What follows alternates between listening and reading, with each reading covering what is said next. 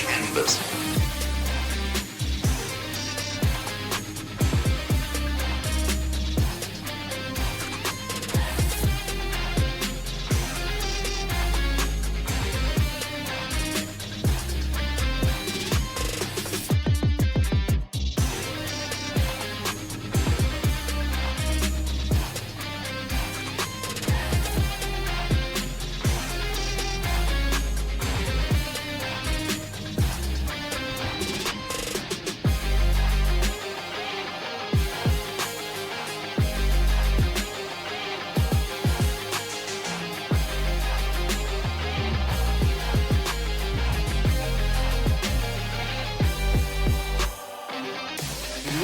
True believers, to another exciting adventure within the Marvel Universe. I'm your host and narrator, SentaiRangerV.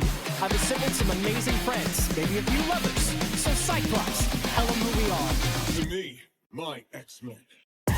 That is right, we are To Me, My X-Men, a X-Men TTRPG campaign that streams right here on Twitch at twitch.tv/SentaiRangerV. You can also catch up on all the episodes over at YouTube at youtube.com/@SentaiRangerV. Welcome in, friends. We are back. As you may notice, I am in a new stream layout. This is Stream Cave 2.0. Welcome in. Let me get my friends locked and loaded. We'll get this exciting adventure off to a start. Thanks for hanging out with me on your Friday night.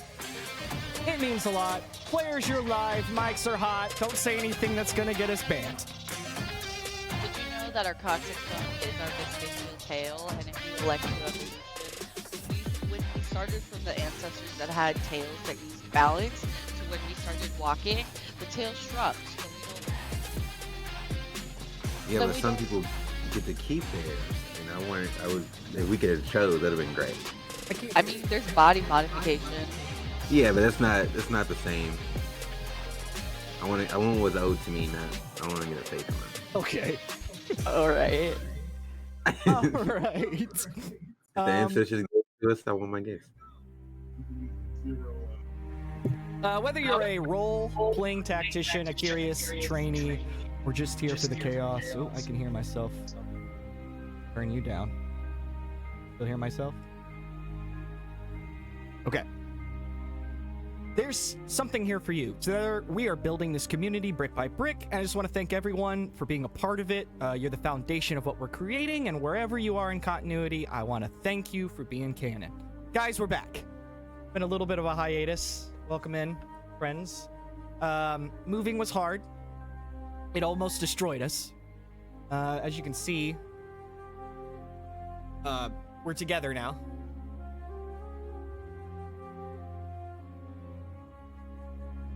We can hold hands when it gets scary. So we got kind of the new stream layout going. How's everybody's Friday night? You guys excited? I'm so excited! The crowd goes crazy! I've never seen the pandemonium! They're losing their minds! Should be a fun one tonight. So this will be the climax of our Cloak and Dagger arc as we're finishing up this little story. Should be an awesome episode. Any questions before we get into it? Questions, concerns, or compliments? We'll always take those. You're cute. Okay. All right. Let's just get into it then. Yeah, I concur. Okay, guys. Hey, you guys have seen our DM before? Jesus Christ, guys! Look at that handsome drippage. Hey, did you know? Right? Did you know he's an engaged man? I told the barber. What? Can I get the dick? Yeah, I racing? know. Doesn't mean I'm not saying you can't hit on him. I'm just saying I mean, yeah. extra Because they're on sauce a- is there for you. He told Just the because you're on a barber- diet doesn't mean you can't enjoy the menu. Oh my You know what I'm god. saying? Okay. All right. Yeah. Let's catch back up. We're actually going to pick back up in the moment that we kind of ended on the last session. If you were not part of it, we're just going to kind of rebrief this scenario. And, of course, we'll do our previously to me on my X-Men. So, without further ado, let's get into episode 15, Cloak and Dagger, part 2. Previously on To Me, My X-Men. The night air hums with low city energy as Matt Murdock and Sigrid Gavelle leave Josie's bar behind, slipping into the shadowy stillness of Central Park. Beneath the canopy of whispering leaves and gravel paths, their flirtation dances between witty banter and cautious observation. Matt speaks of honesty and shadows. Sigrid's plants gossip about the streetwalker, trees, and rather Matt is Burt Bacharach hot or Burt Reynolds hot. Things feel oddly peaceful until they don't.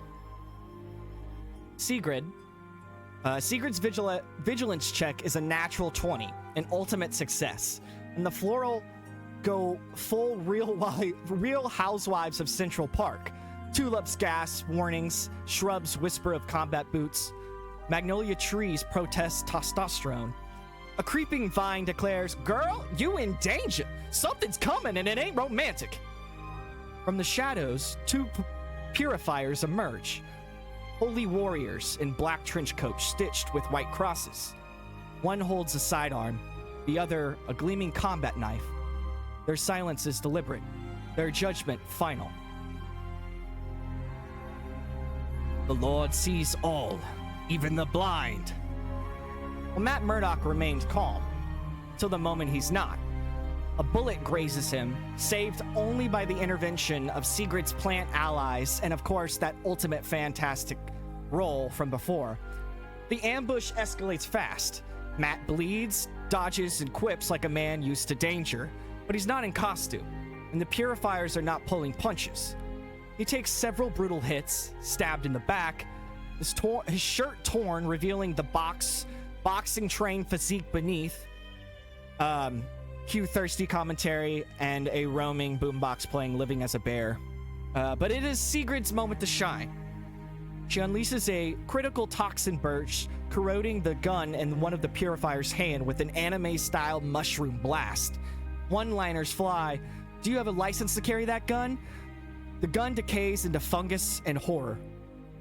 Matt staggers under a second energy blast. Still smoldering, he cracks, "I really should have worn a different suit." Sigrid's turn again. Licking her blade infused with toxin, she goes full X-Men assassin, leaping, slicing tendons, and bringing down the knife-wielding Purifier in a spray of violence. As the remaining zealot fires one more blast that sends Matt flying into the dirt, shirtless, bruised, but still standing. Sigrid retaliates with a lunging strike, delivering a final poetic slash. "You ruined my date!" Slash. The morning after the ambush in Central Park, Sigrid and Matt survived, but barely. Bullet wounds, slash jackets, and half-flirted hospital visits later, Sigrid returns to Xavier's Institute, where the rest of the team is taking a much-needed breather. The peace doesn't last long. Back in their secluded student hangout and improvised fire pit in the woods outside the mansion, the group debates their next move. The callback from Lucent Vein management is due today, and the tension is thick. Beak paces like a caged animal, terrified for his missing friends, Tandy and Ty. The team tries to reassure him, but no one has real answers. When Silas finally makes the call, he gets a polite, pastel-flavored rejection message from Lucent Veil's voicemail. They've looked into his background and are going in a different direction. But this isn't your average casting denial. It reeks of surveillance. Silas never gave real information. They knew too much. Beak panics. "So that's it? No leads? My friends could be dead and we're just waiting around?" The group regathers, tracing everything back to where it all started. The Westchester Galleria Mall, the flyers, the dance audition, the chance encounter outside the studio. Sigrid recalls that someone was watching, spotted Tandy there. Ty wasn't even auditioning, but now both are missing. They decide no more waiting. It's time to go back to the mall and catch Lucent Vein in the act. Before heading out, Ottuwei casually twirls his keys in his hand. He's already planned for this. The group loads into the vehicle. Sigrid rides shotgun. Backstreet Boys blast. The team sings, bonding in the weirdest possible way. When asked about her date, Sigrid keeps it somewhat classy at first until she absolutely doesn't. He's beautiful, he's blind, he moves like he can see, and oh my god, his shirt got melted off in that fight. She tells all how Purifiers with white crosses attacked them in the park, spouting rhetoric about purity and sin, how plants intervened, and how she and Matt made it out alive. The team is horrified, but also delighted. Tank loses a bet with Sam over whether Sigrid would bag the blind hottie, and $20 pass his hands. Everyone's roasting each other. Beak's panicking and making bird sounds, while Sigrid is somewhere between traumatized and glowing with affection. The vibe is chaotic, deeply chaotic, but also unified. These weirdos care about each other. As they approach the mall, Beak sticks his head out the window to keep his nausea at bay, squawking like a road-tripping parrot. The rest brace themselves. They return to the scene of the crime, back to the mall. The hunt for Tandy and Ty begins. Back at Westchester Galleria, the team arrives with a plan. Split up, keep the eyes on the dance studio. Monitor any Lucent Vein recruiters and act casual. Tank, Beak, and Sam volunteer to stake out the dance studio directly while the others patrol, blending in like average teens. We gather around the mall map, bickering over how to act like normal kids, before Ottuwei is nominated as the group's temporary leader. With some playful jabs and Beak questioning his credentials, they fall in line behind him and begin sweeping the mall perimeter. While a few post up near Ron's Music, the food court, Sigrid and Ottuwei take point on asking questions. They approach a couple exiting the dance studio, River and Chrissy. And the group poses as a street dance crew scoping out the place. Sigrid, although, blurts out that they're looking for Tandy, becoming emotionally overwhelmed mid-lie. River gives a polite but suspicious response, claiming not to know her, and quickly exits, calling Sigrid a train wreck. The team regroups, unsettled. Ottuwei suggests the students might not know anything and proposes talking to the dance instructors under the guise of writing a review. Just then, a janitor, pushing a mop bucket, Jeffrey, a southern sweetheart, catches their attention. Jeffrey, with warm eyes and endless stories, reveals he's worked at the mall for 15 years. He's kind and genuine. And when Ottuwei subtly taps into his hex flame abilities, it confirms Jeffrey is telling the truth. Jeffrey remembers Tandy. He watched her dance nearly every day and notes that the mall security, particularly one officer, always lingered nearby when she performed. He doesn't recall seeing her since the day she excitedly told him about her Lucent Vein audition. His memory is sharp, and he confirms the same old guard was constantly around Michael Ever. His memory is sharp, and he confirms the same odd guard was constantly around Michael Ever. This confirms a crucial pattern. The team realizes the security guards are involved, possibly the recruiter's eyes on the ground. Beak, frustrated and emotional, urges the team to keep moving. Sam, calm and efficient, uses his puppetry threading powers to stealthily lift a phone off an unsuspecting mall guard. Silas quickly mimics the guard's eye pattern, unlocking the phone and bypassing encrypted folders. Inside, they find logs detailing pickups, drop-offs, and surveillance on Tandy and Ty with coordinates leading to Pier 65.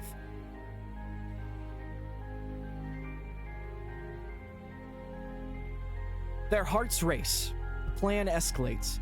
As they piece together the data trail, they now know Lucent Vein is trafficking runaways, and it's orchestrated through the mall security under their very noses. With one final word to Jeffrey, who offers his loyalty, wisdom, and a t-shirt idea, Jeffrey the janitor, they make their way back toward the car. The next stop, the docks. The team's lead brought them to Pier 65 under the cover of night. The location was crawling with Maggia smugglers and mobsters, each guarding a shadowy operation.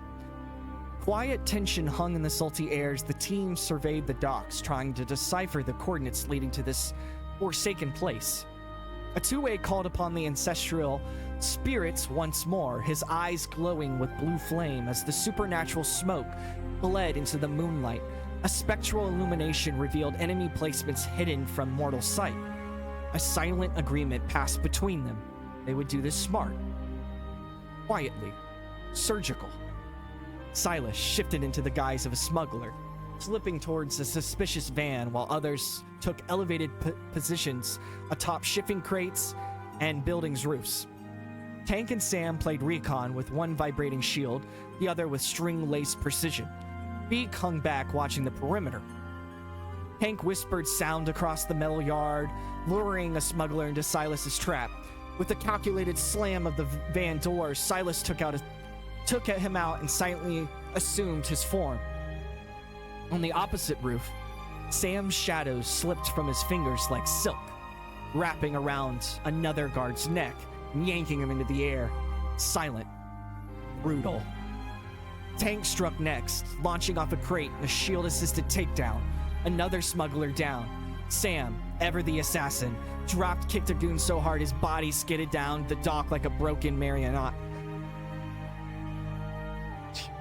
Sorry, Sam gets me sometimes. Sorry. Meanwhile, Sigrid tried to sabotage the crane holding a sniper. Her rot weakened the supports, but not enough. The sniper descended and spotted her. Guns were drawn, but as they laid fire, a wall of ethereal flame erupted before her, summoned by Ottuwei. Its glow wasn't harsh. It felt ancestral, restorative. It wrapped her in warmth as bullets ricocheted off the flaming air. Oh, there he goes again. Silas used Tank's sound mimicry and unleashed a sonic burst, blasting one of the snipers with pinpoint power. His aim amplified by mutant synchronicity. It was flawless. As Sam slingshotted himself across the deck, cracked a monster's skull like a thunderclap, Sigrid took shelter and regained footing behind crates. Tank healed her with a pulse of restorative energy, while Ottuwei, scythe spinning like a crescent moon, vaulted onto the boat where the final sniper stood. Silas followed up with another sonic attack, this time collapsing the glass cockpit of the final sniper's perch, launching the last enemy into the sea. The docks fell silent. Opening a nearby container revealed the grim suspicion. Or I guess it was the van from before. The van revealed GPS coordinates.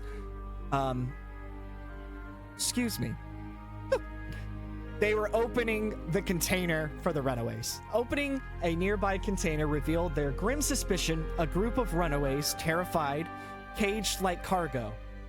Tandy and Ty weren't among them, but these were the next shipment. The van was part of a larger operation. A quiet, grateful reunion with Beak, a choice made.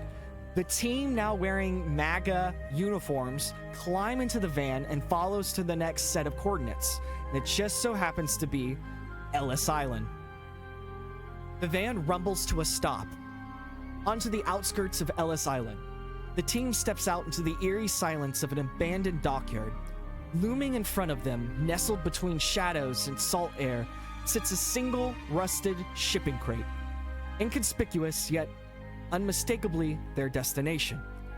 No guards, no patrol, just the green glow leaking faintly from within. But before anyone can act, Ottuwei stops them. He kneels in the back of the van, draws a chalk circle beneath him, and begins to chant. His body enters his trance as arcane symbols glow softly across his skin. A bluish mist rises, and with it, his astral form slips from his body. Drifting unseen, Ottuwei passes through the crate wall and into the base below. A narrow metal stairway descends deep beneath the island, where a foul chemical scent rises with the damp air. Emergency's lights flicker green as he floats past gurneys and medical carts.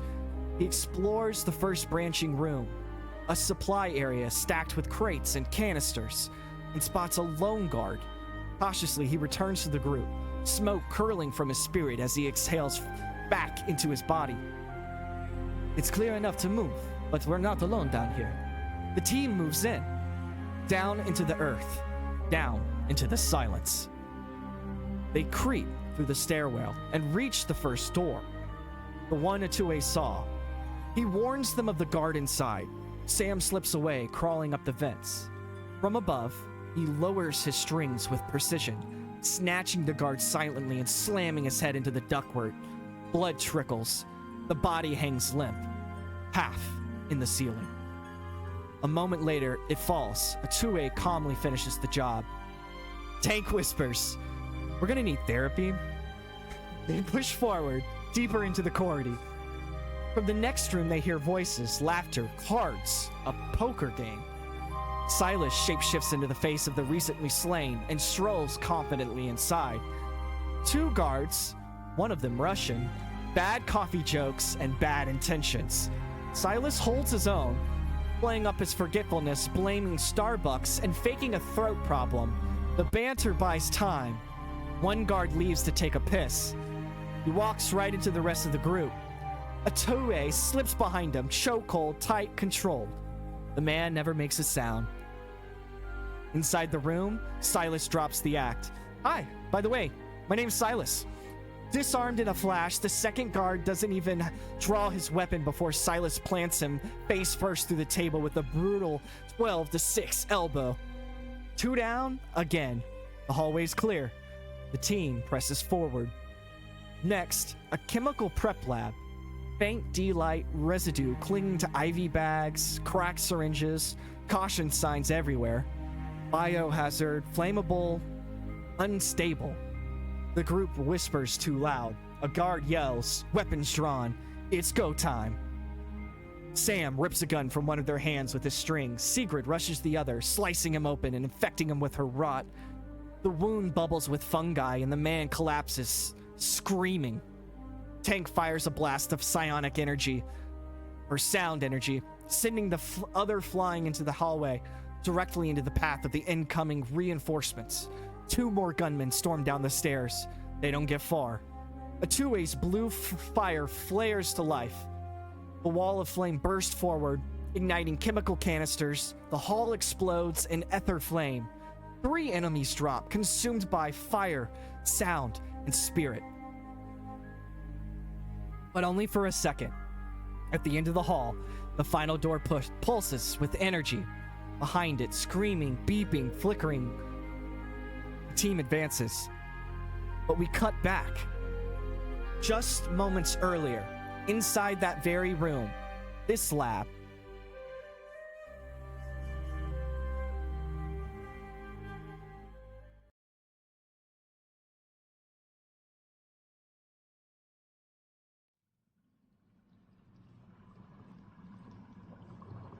Ty and Tandy are strapped to chairs.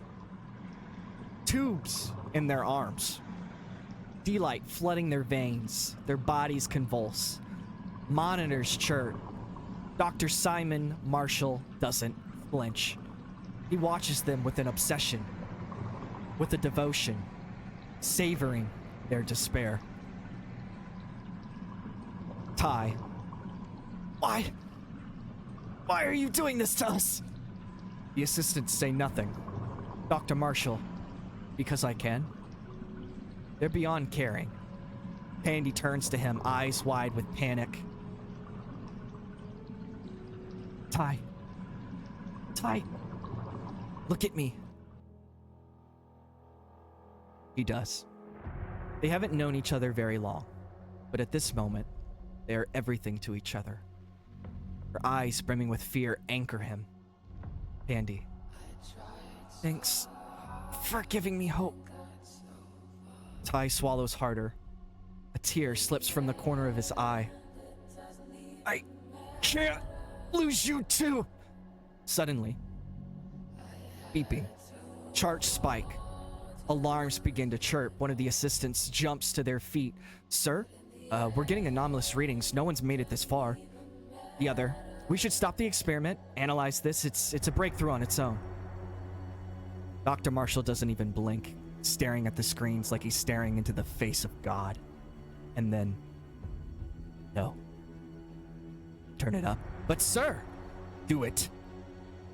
There's something behind his voice, a whisper, a presence, feeding off the building anguish, invisible but real, coaxing, controlling, directing. The IV pulse, the glow intensifies, the dosage is increased. Eyes roll back into his head, his body convulses violently. A cloud of blackness creeps from his feet. A smoky shadow begins crawling up his legs. We zoom into his eyes as the blackness overcomes his pupils. Flashes of memory. Childhood, the store, Billy, the scream, the blood, the silence, the stutter, the fear. The dark force dimension begins to seep in, a shadow folding over his body, devouring him whole. Then Tandy convulses, her head snaps back. She stares at the bright fluorescent light above her, but it grows brighter, blinding. She gasps. She thinks it's heaven, but it's her own light. We zoom in as the light fills her pupils.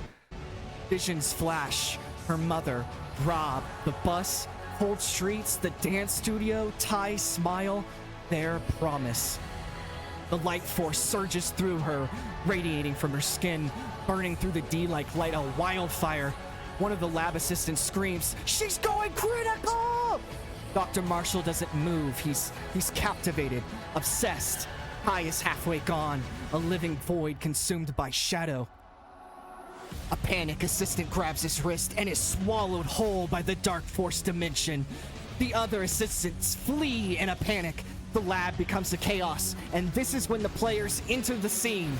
They are reviewing and observing the scene as the doors open. The light force and the dark force clash in unstable pulses, flickering between night and day. Silence and screams. One of Tandy's restraints breaks. She doesn't hesitate. She reaches out for Ty, her fingers glowing.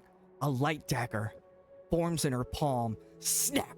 She slices through his restraints. Eye falls forward. He catches himself. He's shaking, barely holding on. They reach for each other. Their hands touch. Ty, I won't let you go. The energy spikes. The lights strobe wildly. Then, blackness. A heartbeat. A breath. From the void, two figures emerge. Cloak and Dagger. Cloak, his torn hoodie, now swirling. Living cloak of darkness, hurling and shifting like a shadow-given form. Dagger, her leotard reborn as a radiant costume of light, glowing with holy fury and pain turns power. They float, united. Born in despair, baptized in light. Cloak and Dagger have arrived. In the shadows of Ellis Island, two souls were broken and reborn. Cloak and Dagger, twisted together by fate, forged in suffering, and lit by a power neither asked for, now stand at the edge of something far greater than either of them understand. But for every light that breaks through, a deeper darkness waits beneath. The Magi's grip tightens. The drug spreads, and somewhere in the void, something ancient, something hungry, waits to feed. The X-Men in training came to the mall looking for peace. What they found was the first shot in a war they didn't even know had begun. And as the darkness rises, hope will have to shine bright, brighter than ever before. And here is where we'll pick right back up in tonight's session after that transformation. But I'm going to let my ad play because I've snoozed it like 4 times. So we're just going to give a couple seconds to observe that scene, kind of revel in that. We're going to start right back up in that moment for you guys, players. So just give me, run my ad.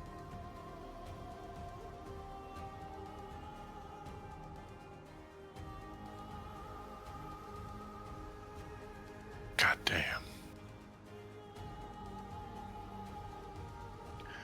Good stuff.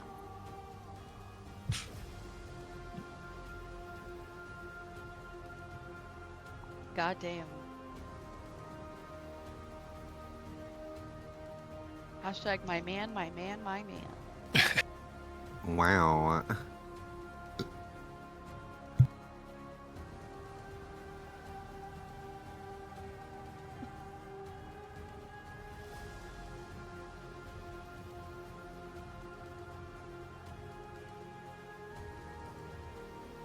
Excuse me.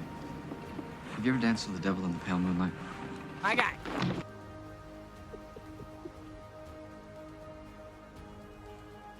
I'm trying this. I say you made me, you say I made you. Come on.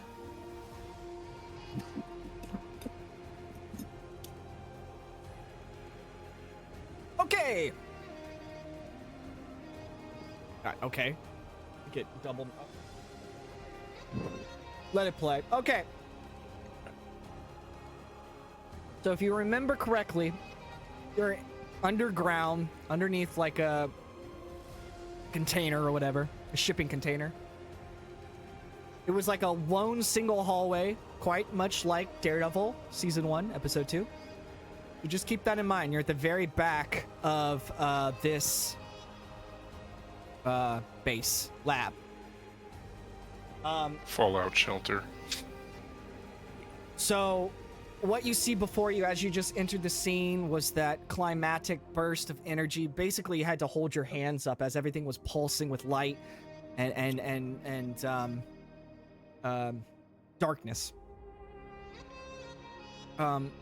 Cloak and Dagger come floating down to the ground, almost like Tommy Oliver in the White to Light episode, as they kind of come floating to the ground and their feet touch the floor. The Dr. Simon Marshall in front of them. Astounding. Metamorphosized. I've never dreamed of. And they're kind of coming down, like touching themselves. You can't see Cloak's legs. It's just like a smoking, billowing cloud of dark force. What the fuck? Ty? Oh no. I don't fucking know. She looks at Simon. What did you do to us? I don't know. I've birthed God. I have given birth to God himself.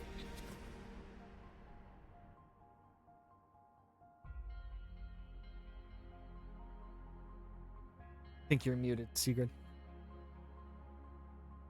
I said, oh, okay. Beautiful Russ? specimen. He kind of goes over to like touch Dagger on the face because he's so enamored with his work.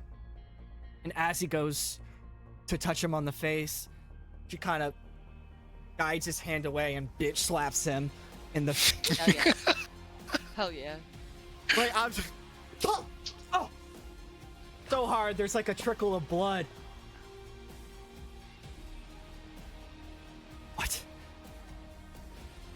You fucking despicable human excuse of a human being.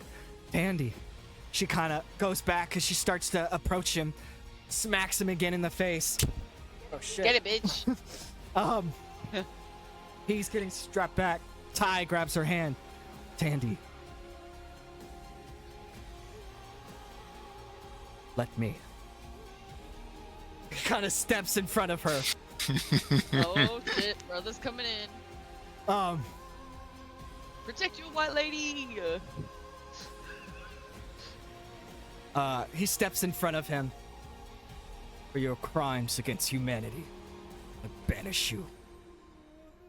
And then as the smoke starts to billow around him, he starts to try to run away, but he falls trying to run, and he's on the ground, he's digging. You can actually see his fingernails trying to grip the ground as he's getting pulled into the billowing smoke. On. Damn. It's not terrifying at all. Can't really say that wasn't deserved. Does that mean this is the Well, X-Men version no. of Hungry Hungry Hippo? Hell yeah. Do you They're guys, about to fight us. you guys feel alright? I don't know.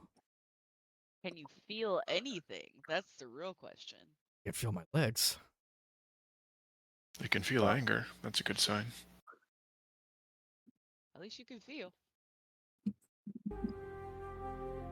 I mean, beats that. I mean, I think there's that one Norse god that can't feel pain or anything else sensation, so at least you can get sensation. Not to mention, guess we'll call you Twinkle Toes. This is the whole other meaning. Please don't call me Twinkle Toes. Yeah, don't call him that. That's Fair. That's fair. That's fair. Jesus. Tandy and Ty are a little emotionally taken back from this, as one who has gone into a complete metamorphosis into some superhero powered beings. Wood? Yeah. Anybody want to comment? Roleplay? I would definitely. Tank is gonna say, like, we tried to get to you.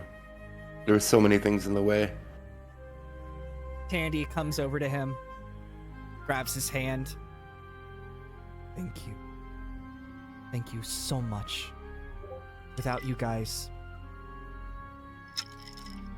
others could have been hurt.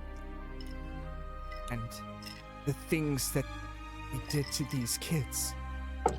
Fuck, man. Are there any more in here? No.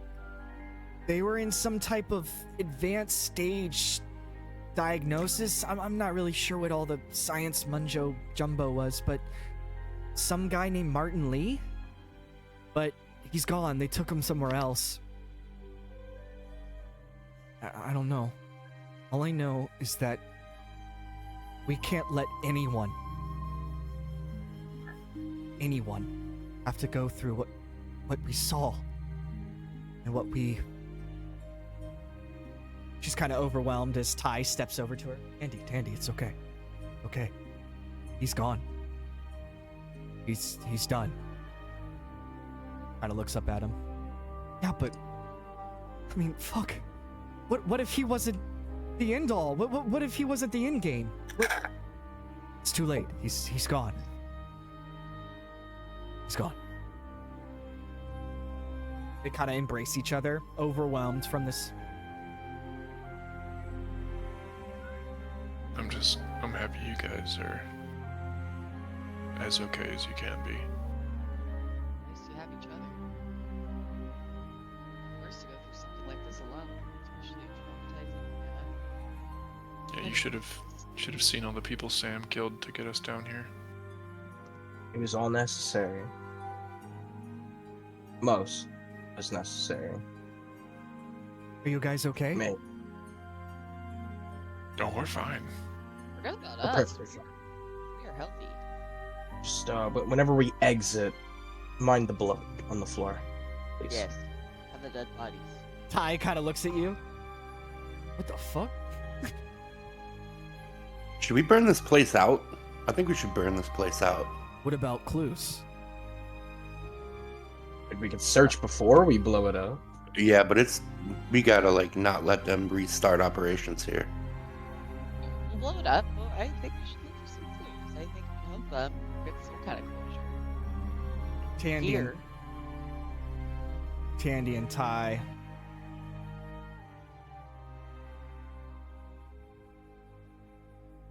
Kind of share a moment. Just kind of staring into each other's eyes. Almost like they're having a conversation with vibes only. kind of nod. Yeah. Ty turns. Yeah. We can't let this place go without burning it every bit to the ground.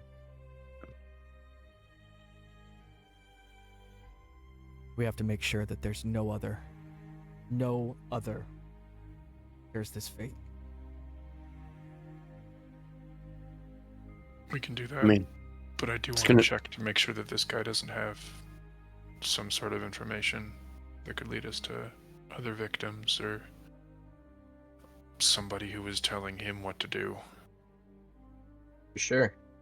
I mean, a lab like this costs funding. This is a rabbit hole, and we're just getting started. Tandy kind of interjects over him. He's right. The stuff that they were doing in here would take a lot of money.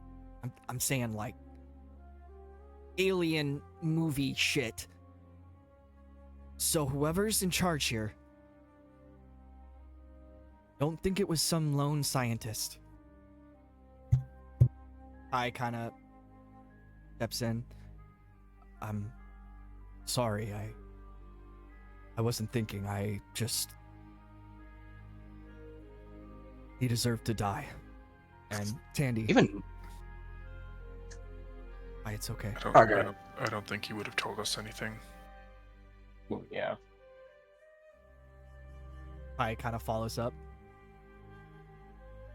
We could have made him. I don't think you currently need more trauma than you've already been through. Yeah. Trauma Even know where you sent... We have been through a lot. Let's, Can we do like a perception check of the room? Sure. Yeah, go ahead. What would that be?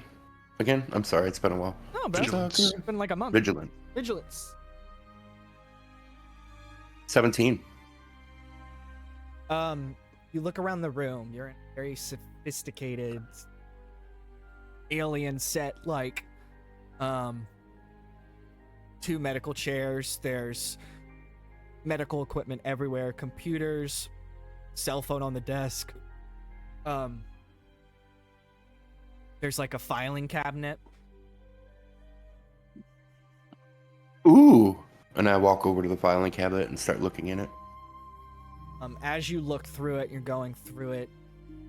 Your basic medical notes, all the scientific jarble, what they were doing. There's in there you read something about some kind of anti-aging terminology. That's about as much as you get from those files. It's just medical, their notes, what they were doing, and basically that.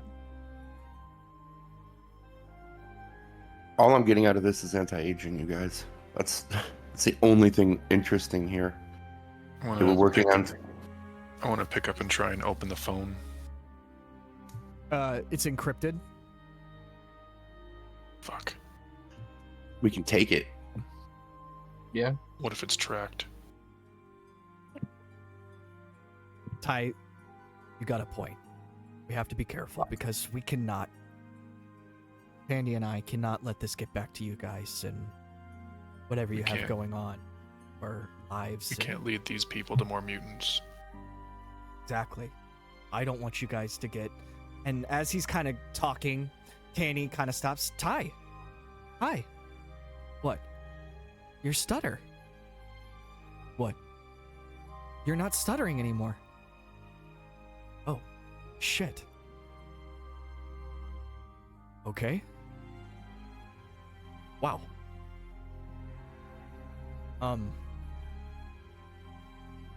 He's kind of drawn back from that. He's had his stutter his whole life, and it's a lot of overwhelming feelings.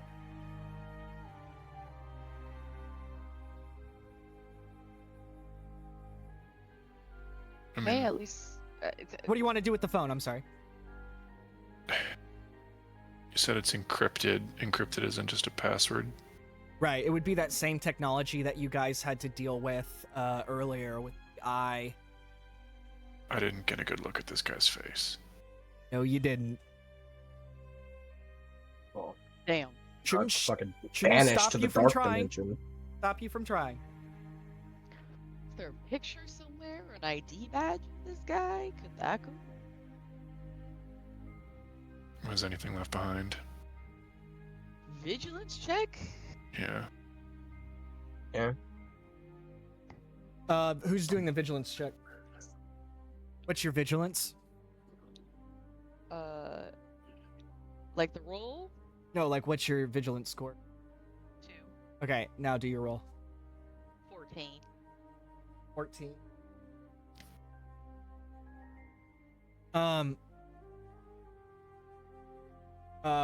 Sigrid has walked over to the computer.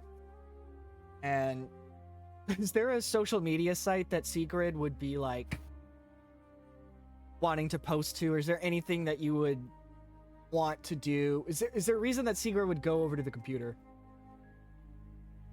Possibly just look up if there's anything, like if the computer's open and if I can find things. Okay.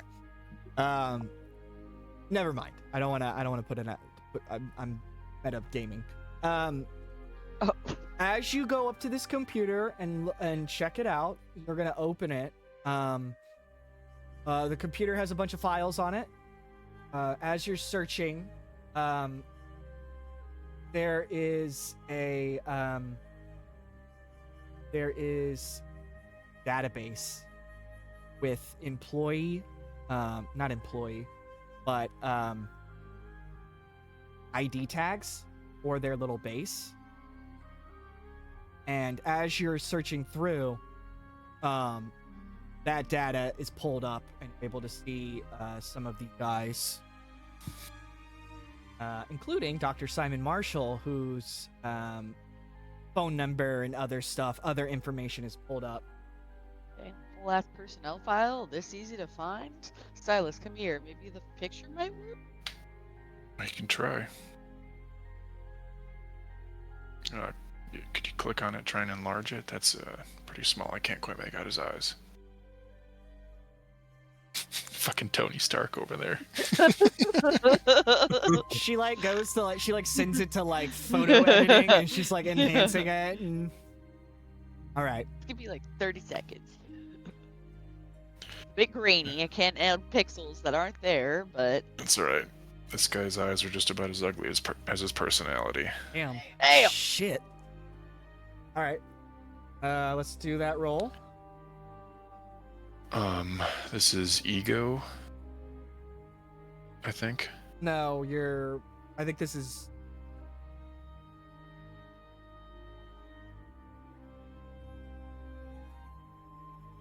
logic. I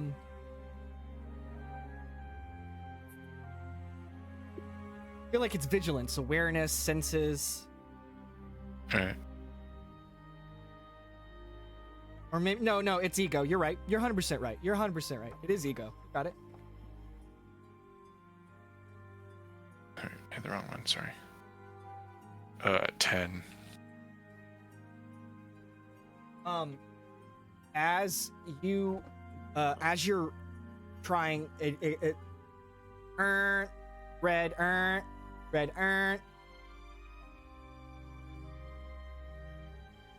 Damn. Picture's too grainy. I can't quite Get the copy his picture. corneas. Yeah, damn. Yes.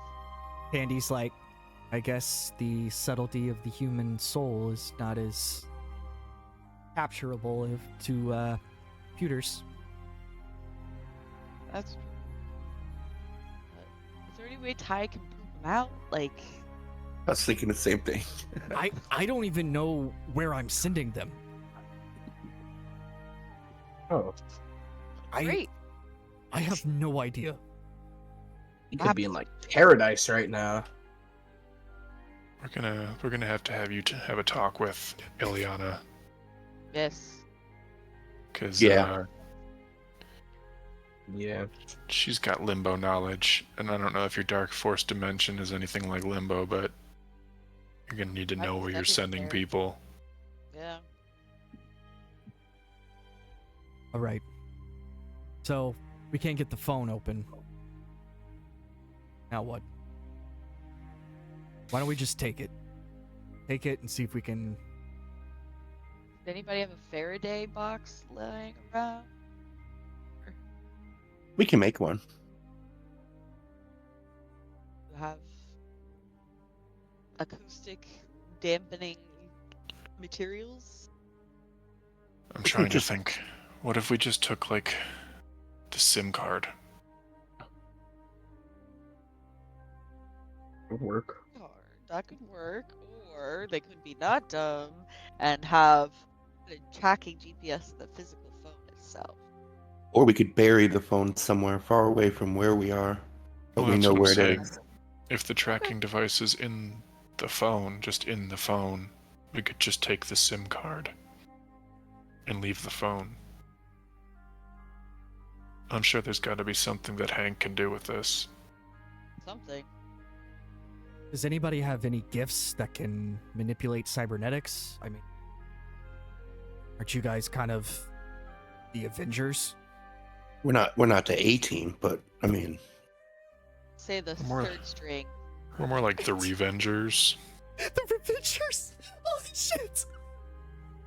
I'm pretty sure I stole that, but The X-Vengers. yeah. Triple X Vengers.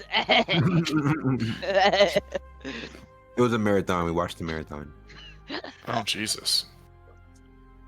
It was bad movie night. Yeah.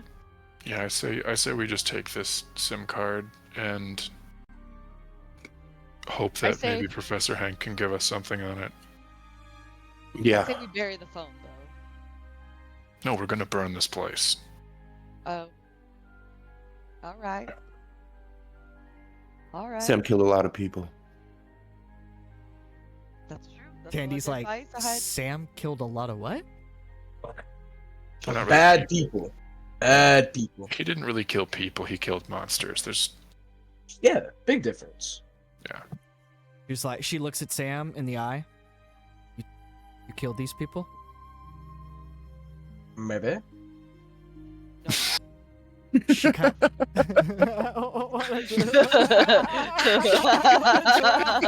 so nonchalant about that. she kind of looks at him with an intense kind of gives him a shake of the head. Good. She gets it. Why can't you guys be on my side? Well, I Oh, didn't I'm know on your that we were side. like. Hey, dude. I didn't say like I'm not a. Good job, man. Honestly, like you did what you had to do in a situation that really didn't have many options. I'm sorry. All right. I just.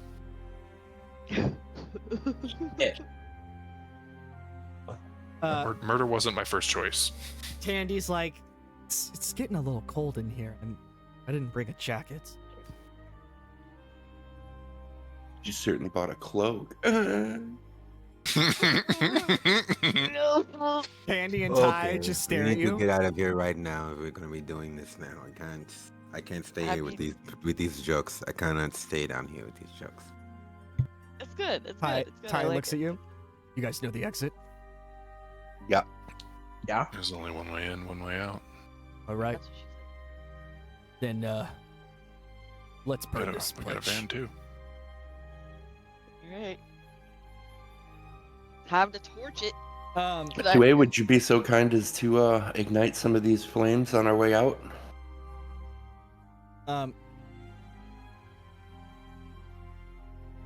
You go ahead, DM.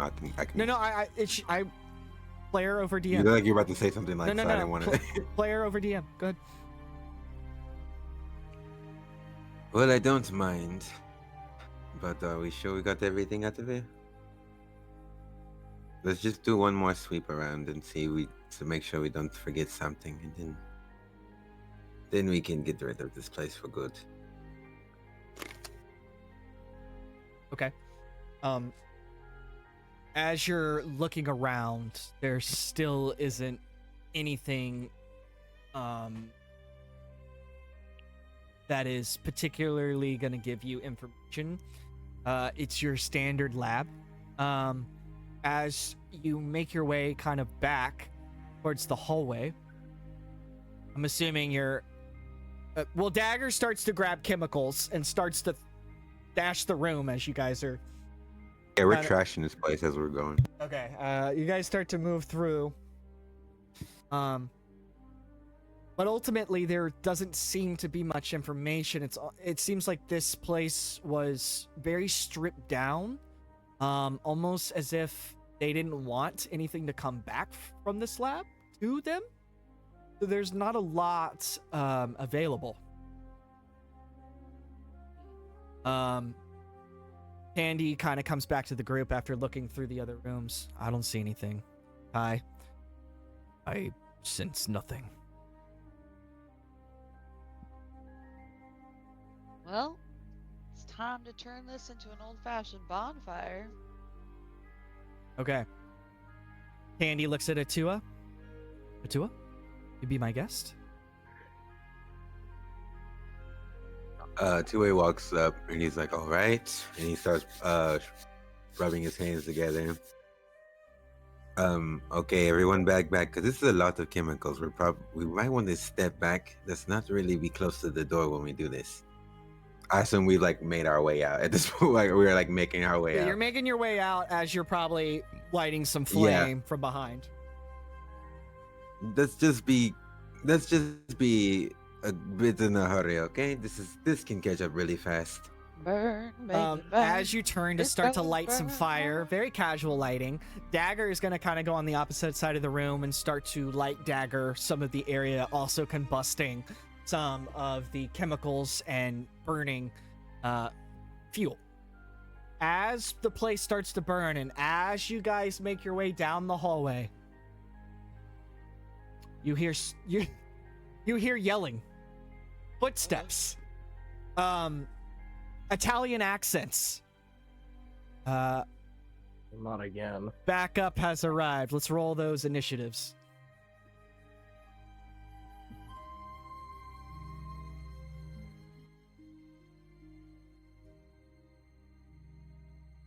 Sam, time to go insano mode. Sicko mode.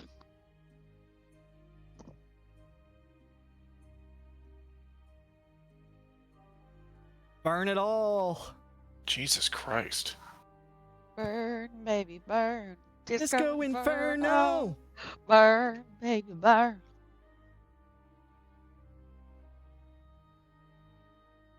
Disco Inferno.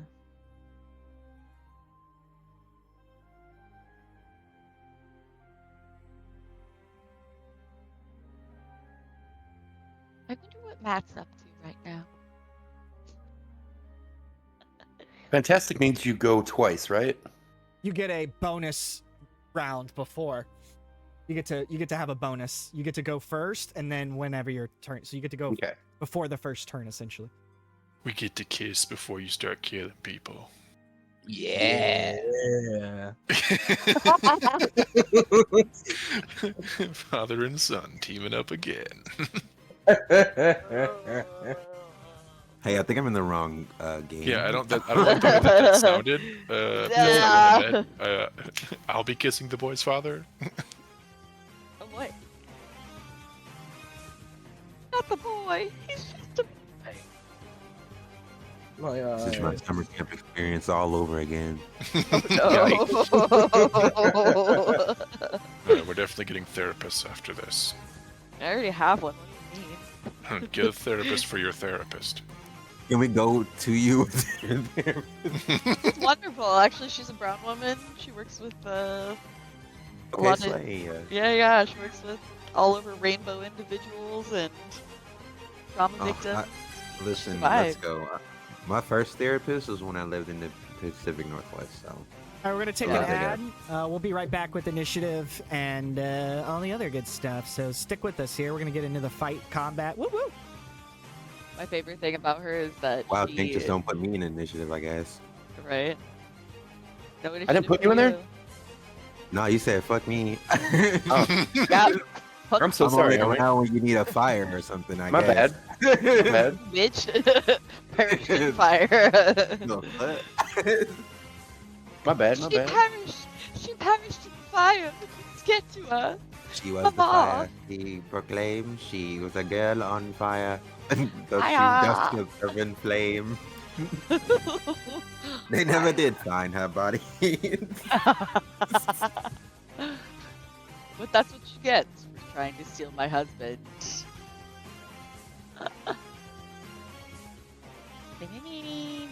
Yeah, my opening test, I was actually reading an excerpt from Ricky's life after she murdered someone for trying to hit on Colin. I was just narrating the movie. That's me. That's me. I'm really nice until I'm not nice, and then I'm nice until you try to take my man. Aw, then I'm dang. really not nice. You bud. So Uh-oh. yeah. I don't know why my shit didn't. Ah. Are we back for the break? All right, I think we're back. All right, I gotta roll my initiative. Hey, roll your initiative. I got 11. Maggia got an 11. The Maggia. I was gonna say I didn't want to like did say that anything, earlier, but you too. kept Sorry, saying I'm the sorry, word I'm Maggia, sorry, and I was I'm like, Yeah, sorry, it oh, was God, grown it's up got- and I wait, was you like, sorry. I'm sorry. Who are we fighting? It's just so deeply Yes. intricate into my No, brain it's right cool. now. No, it's cool. It's cool. We can fight him. We can fight I him. mean, I'm okay with fighting. I'm them, down. just saying. I'm down fine with it. I'm too. sorry. The Maggia. I'm sorry. Don't worry, that can come to that at some point. Just let me handle all this. Okay. Love you. Sorry. I wasn't meant to. Maggia. It is one of the The tism. Yeah, we get it. the I get the crime families of Marvel. They couldn't say the mob, so they named them Yeah. Maggia. The Maggia. The Maggia. That helps because I was just picturing a bunch of bad guys in red hats, dude. It's It's- weird. God It's damn it! I'm Maggia. so sorry, guys. We are dealing with the They mob. can also Same. wear red hats. This We are says dealing Maggia. with- It's okay. The mob.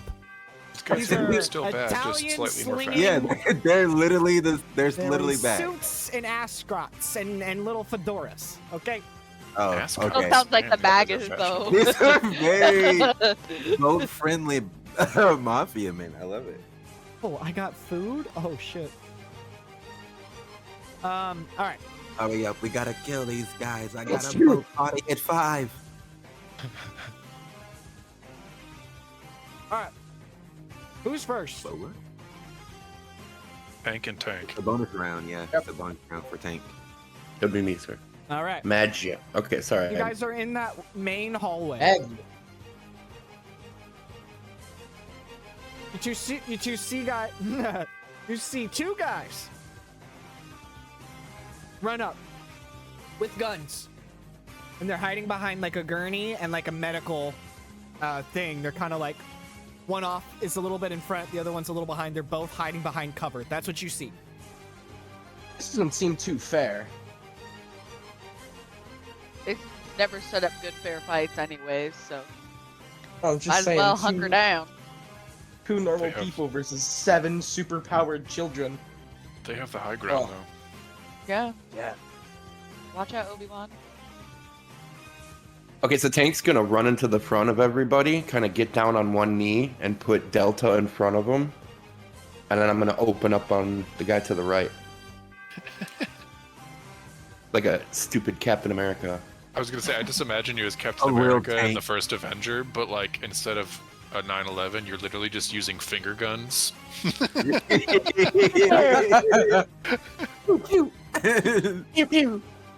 I love it. Okay. All right. Literally the sound pew pew. just pew pewing sound I'm bullets. literally gonna do that, just so you know. That's what I'm gonna do. Okay, go ahead. Roll. Yes, sir. Pew pew. Pew pew. Pew pew. That's hilarious. You just start pew pewing and it sounds so it actually hits. Oh my god. That is so funny. Is this working? Okay, it is a 16 fantastic. 32 damage. Brother, how the fuck you getting fantastics like this? You just I don't hit a know, man. back-to-back fantastic. Yes. Yep. I can take a screenshot. I will do that if you guys want me to. I believe you. I took a bite of burger at the wrong time. Okay. That hits. That hits. Okay. Okay. What do you do? What does that look like when you send your energy blast off? Purple, blue energy come up from my feet, and all throughout my body, and then just kind of shoot into my arm as I make a finger gun, and I go beep beep beep, and I shoot it at him. You can say beep, beep. As the pew pews leave his like finger gun, like Yu Yu Hakusho. Pew pew. The blast is sent flying across the hall, and it hits the guy dead on. Actually, the pew pew goes literally like, you know how bullets hit each other?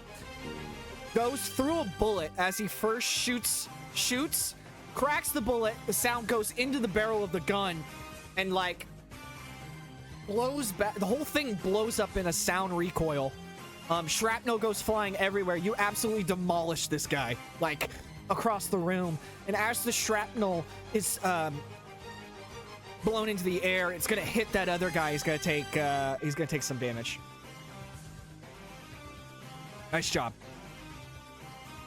Actually, he's not gonna take damage. He's going to have trouble because shrapnel hit his face and he can't see now. Oh. He's going to shit his pants. Okay, good job, Tank. Good job. Another one. And then I go again at the. You get to go again. Yeah. Yes. Another one. Another And one. And All one. right, what do you want to do? Turn one. I have to take a screenshot. No way. It is a 21 fantastic. How do you do 21. that? How do you get a 21? I have +5. I have Oh, the +4. bonus. Yeah. God damn it. Okay. It's 6 They're marble dead. dice, 5 +4 equals 21. Save some goons for the rest of us. Okay. What do Okay, you so do? they're What just is it? dead. What do you do to this person? What'd you roll? An energy burst or? I'm actually gonna run up to him after I do the pew pew and like delta him right in the fucking chest, like into the wall. Was Delta on the ground earlier? No, it's on my arm. I was kneeling behind it, Oh, you're behind it. holding it. I thought you yeah. put it on the ground. Okay, yeah. All right, so you have it. All right, so you walk up and you hit him with Delta. Yeah. Like bing, you know. Yeah. So Boba Fett's ship, think that.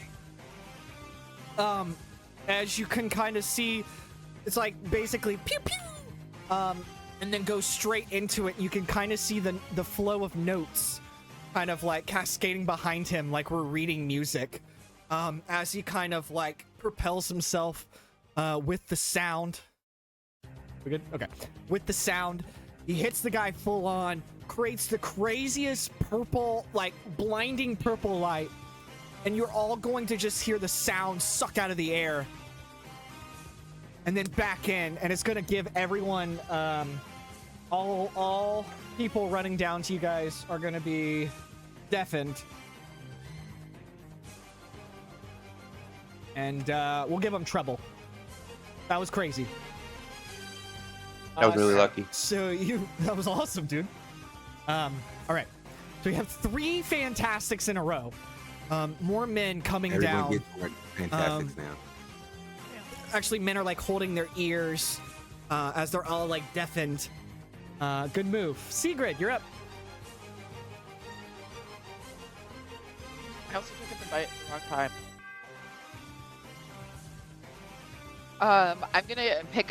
I'm gonna start picking up speed. I'm gonna be like, guys, I learned this run on a TV show, and I'm gonna start Naruto running with my with my knife behind me, and I'm gonna go up to the closest big bad. I'm just gonna go for a knife swipe, like the guy that can't see. Yeah. Wait, no. Yeah, the guy who can't see. I'm just gonna go No. for a straight up. That guy's destroyed. Oh, he's destroyed. Okay, so I'm just gonna go up to the nearest like Jeff baddie and just like try to go for a knife swipe. You got it. Right. Guys are descending down the staircase. Some are kind of like with their ears kind of trembling down, trying to get a grip on the floor. Go ahead and roll. I got a 13 with 9 damage.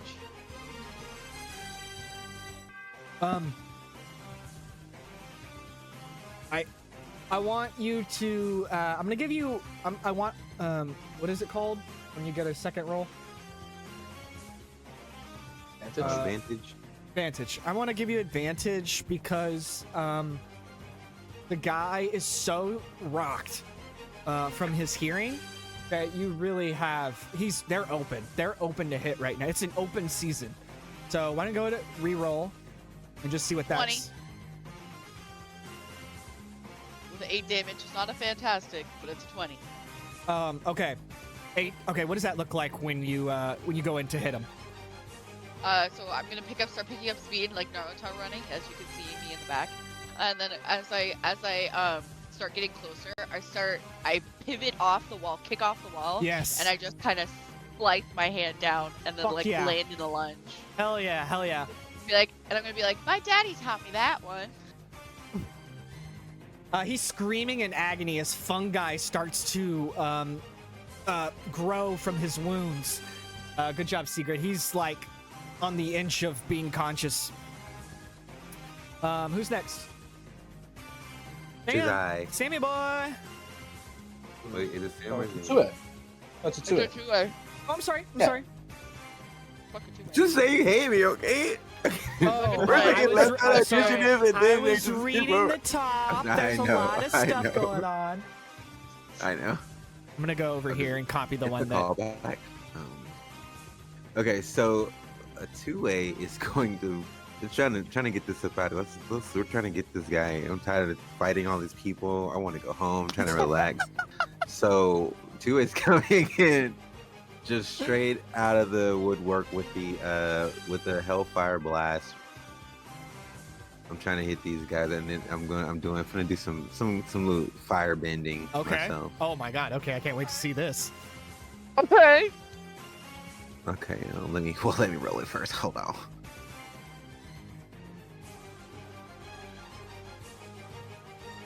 Did you roll it? Oh no, I clicked the wrong button. Wait. Okay, so that is a. Wait, it didn't show my damage though. Hold on, I think I clicked the wrong button. No, you gotta hit the. Don't hit the non-combat. No. That might have been the issue. Okay, that was it. Thank you, sir. That is a 15. A 15. Yes. And what's the power you're using? Energy blast.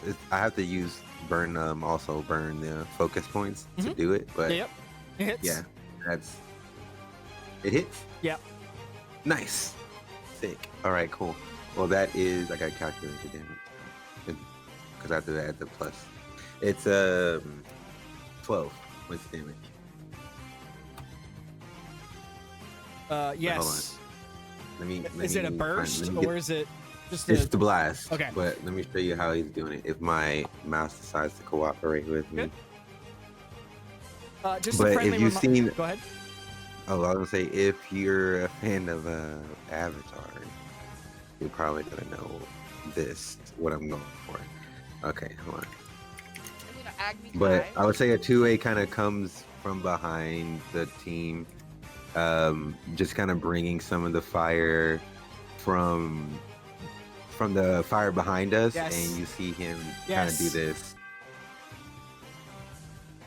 Bitch! Yes! Yes! Yes! As a 2A, and remember, the building is starting to burn behind you guys. So as you guys Yeah. are making your it is flaming. Oh, I forgot to do Cloak and Dagger. I thought they were gonna be dramatically brought in. I didn't know. Oh, I just got a that was missing. fantastic. Okay. We won't worry about that. I'll give them a moment. Fuck Yeah, I off. figured they were gonna have their own. Have their own moment. Yeah, okay. So, as a 2A starts to pick up speed, you can see him almost like using the flame that is from behind him as he's like ampling himself up. And as you see, the flame starts to convert into more of his ancestral blue flame. He's basically charging himself up as he's running, taking flame and throwing it on him. And then all in one climatic moment, he's going to jump into the air, Power Ranger style, somersault, and basically form into a ball of ethereal, ancestral blue flame and fly across the room, hit the guy dead on, sends the guy flying back into some medical supplies. Hooray! He's night. Good job, Ottuwei.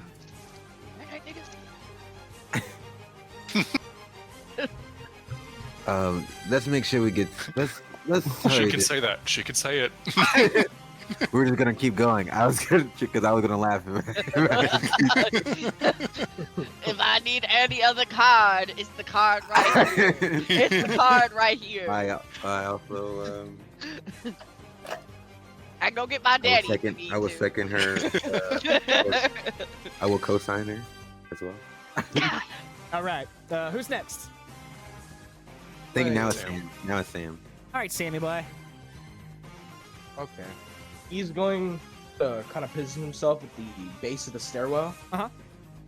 And he is going to use the gun he picked up from last session. He's just going to open fire. Oh, my gosh! Yeah. Fuck this Yeah. academic level bullshit. What is the power? I'm gonna show you power. I'm gonna show you power that you know so well. Katrina. I'm gonna knock out these bullets. Hurricane. Okay. What was it? A pistol? What was it? You remember? described it as a rifle last time. Oh, it was a rifle? You have a rifle? Okay. All right, you have a Yeah. rifle. All right. Okay, bitch. All right, go ahead. Fire away. You want to aim it at the What do you people mean? coming down, or? Yeah, the people coming down. Okay. I'll make the roll. I got a wrong roll. Wait, it would be agility or melee? Unless... That's agility. You're shooting. Okay, then yeah, I meant the wrong roll. Okay, I got a 17 with I think that's 22 damage. Okay. As guys. Oh. Okay, so guys are running down the stairs. They're shouting at each other. You can see one crime member talking to the other. One has a submachine gun. As he's talking, he's like, "Oh shit!" That's that guy that got somersaulted by Ottuwei. Comes flying into the stair, starts shooting down at you guys. And as he starts coming down the stairs, you're gonna see Sam. Sam's gonna take that weapon from his possession, and you're just gonna see strings come out and have the gun up and starts firing. The strings start pulling the trigger of this gun, and a little off aim just because Sam hasn't really used the gun. But eventually he gets his shot. Shoots one guy in the chest, another one in the leg, and as he's firing, it hits one of those explosive canisters or chemicals. So now the stairs have bursted into flames. Guys are on fire.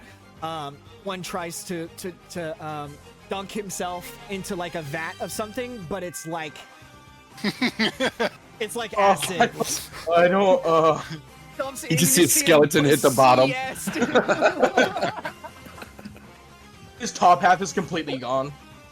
Oh god. Okay, so now you got flame coming from your rear, and you got flame coming from the exit. But you've taken out 3 guys. All right, good job. You guys are killing it, literally. Silas, what you got, bud? Do we have? How many guys are left? Because we've taken out 3 now. They just keep running down the stairs. Oh, all right, lemmings. All right. It's like a defender situation in my brain. That's how I see it. Yeah, it's literally Daredevil season 1, episode 2, where they just keep coming out of crevices and just wanting to get their asses handed to them. Let's hand them their asses. Here your butt cheeks, hoes. Let's become the ex-fender. Yeah. All right, so I'm going to borrow Sam's power, and I'm going to use his tendrils to grab like the gurney. Yeah. And I'm going to With you. use that. I'm going to use that as a weapon and try and fucking smack one of the guys. Okay. Would you like melee? Yes, I would. No, you're throwing it at him. I'm hitting him with it. You're, I'm not you're, really like, throwing it. taking it and then hitting him with it. Yeah. Okay, give me a second.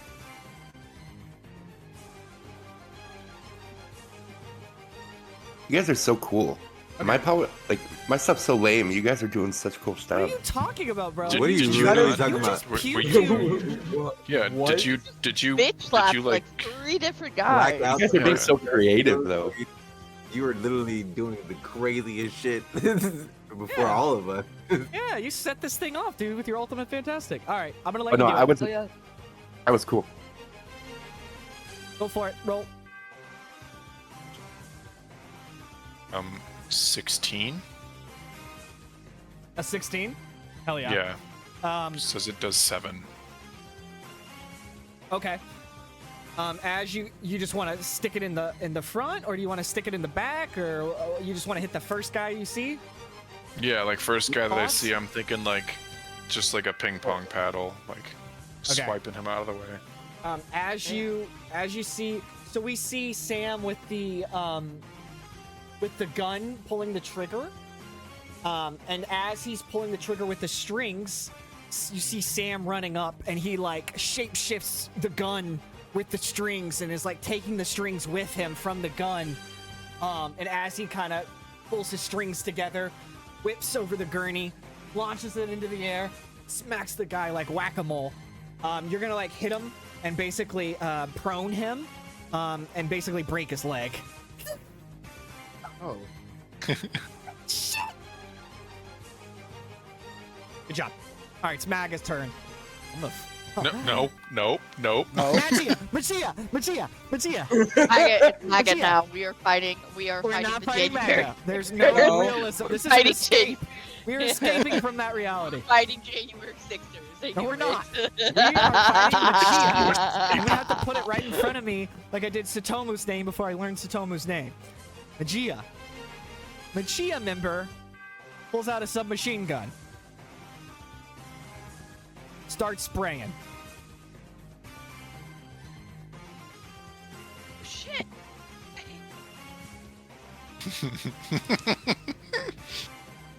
They just keep coming like they're raiding the Capitol or something. I don't, that's weird. Oh no, but it's getting a little overcrowded in here. We need to slow it down. Okay. He like steps forward, like in the flame. There's still sporadic flame. It's not completely enveloping this place, but you guys are you're closing in.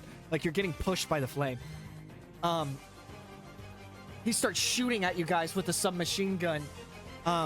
The submachine gun has an added benefit, so it actually can attack 3 people at once. So he's gonna just be shooting at that front line blindly, and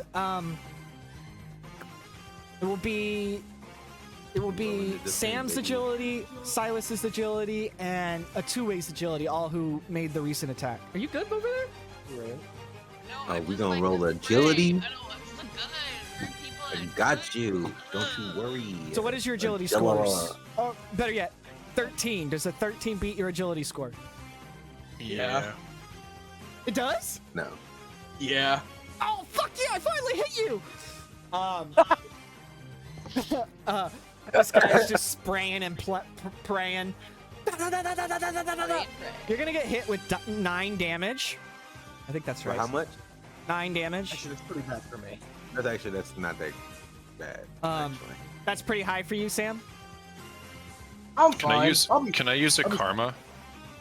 No, I'm fine. Ooh. For what? I think I can give trouble, right? Let me go to my karma. Using karma. Karma. Give an enemy. Karma. You can spend karma anytime. Give an enemy trouble on the check Karma. that involves your character. Yep. and explain why. So what happens for you to get to give him trouble? What do you do?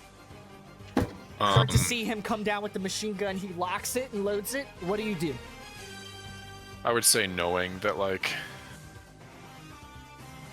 I don't want to say Sam is squishy, but your friends are in danger. You're trying to act heroic. I understand. I have a healing factor. I do too. Okay. Thinking about my friends and being worried about them, I would say that, like, I would try my best to get as in front as I can. Okay, so kind of recall those moments with Sam. Always seems to be the one in the middle of the battle and getting the brunt of the force, and you're just calling back to that moment, and you're in your head doing the heroic thing, stepping in between you and Sam, as you kind of like the strings kind of push him back, and like the strings are now like kind of protecting him almost in a way as you're like shape-shifting. That's badass as fuck. And we'll give him trouble, so I'll roll again.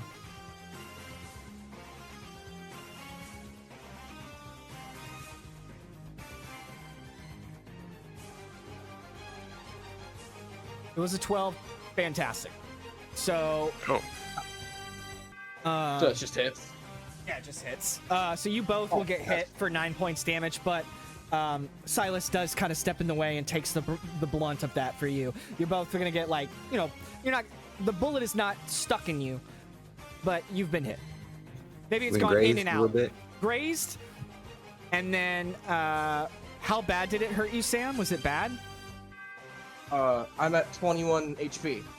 Yeah. Okay. So he got hit with the bullet. In and out. In and out. In through his shoulder, out through his shoulder. It almost hit his heart, but Silas stepped in the way. Okay. Good job. Yeah. Oh, there's more people. Is there?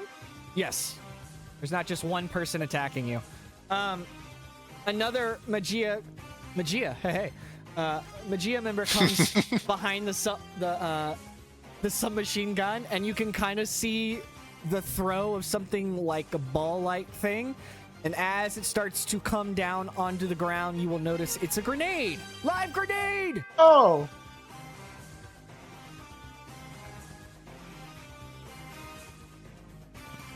Can I interpose and deflect? Can I kick it like Hit a the soccer Captain ball? America. Hit the Captain America where you bounce the grenade back up at him. Yeah, I was about to hit it like a baseball bat or like kick it like a soccer ball. I have a... Yes, you can. Yes, you have a reaction. You absolutely may. Yeah. Oh yeah. Okay. All right, you'll react to it. You're in front of the grenade now.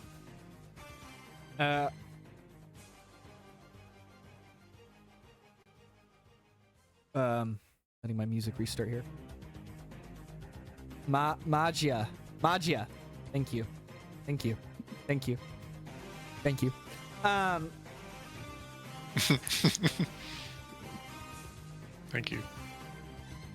Yes, thank you. Okay, so you're now the new target of this attack. Agility. Oh boy.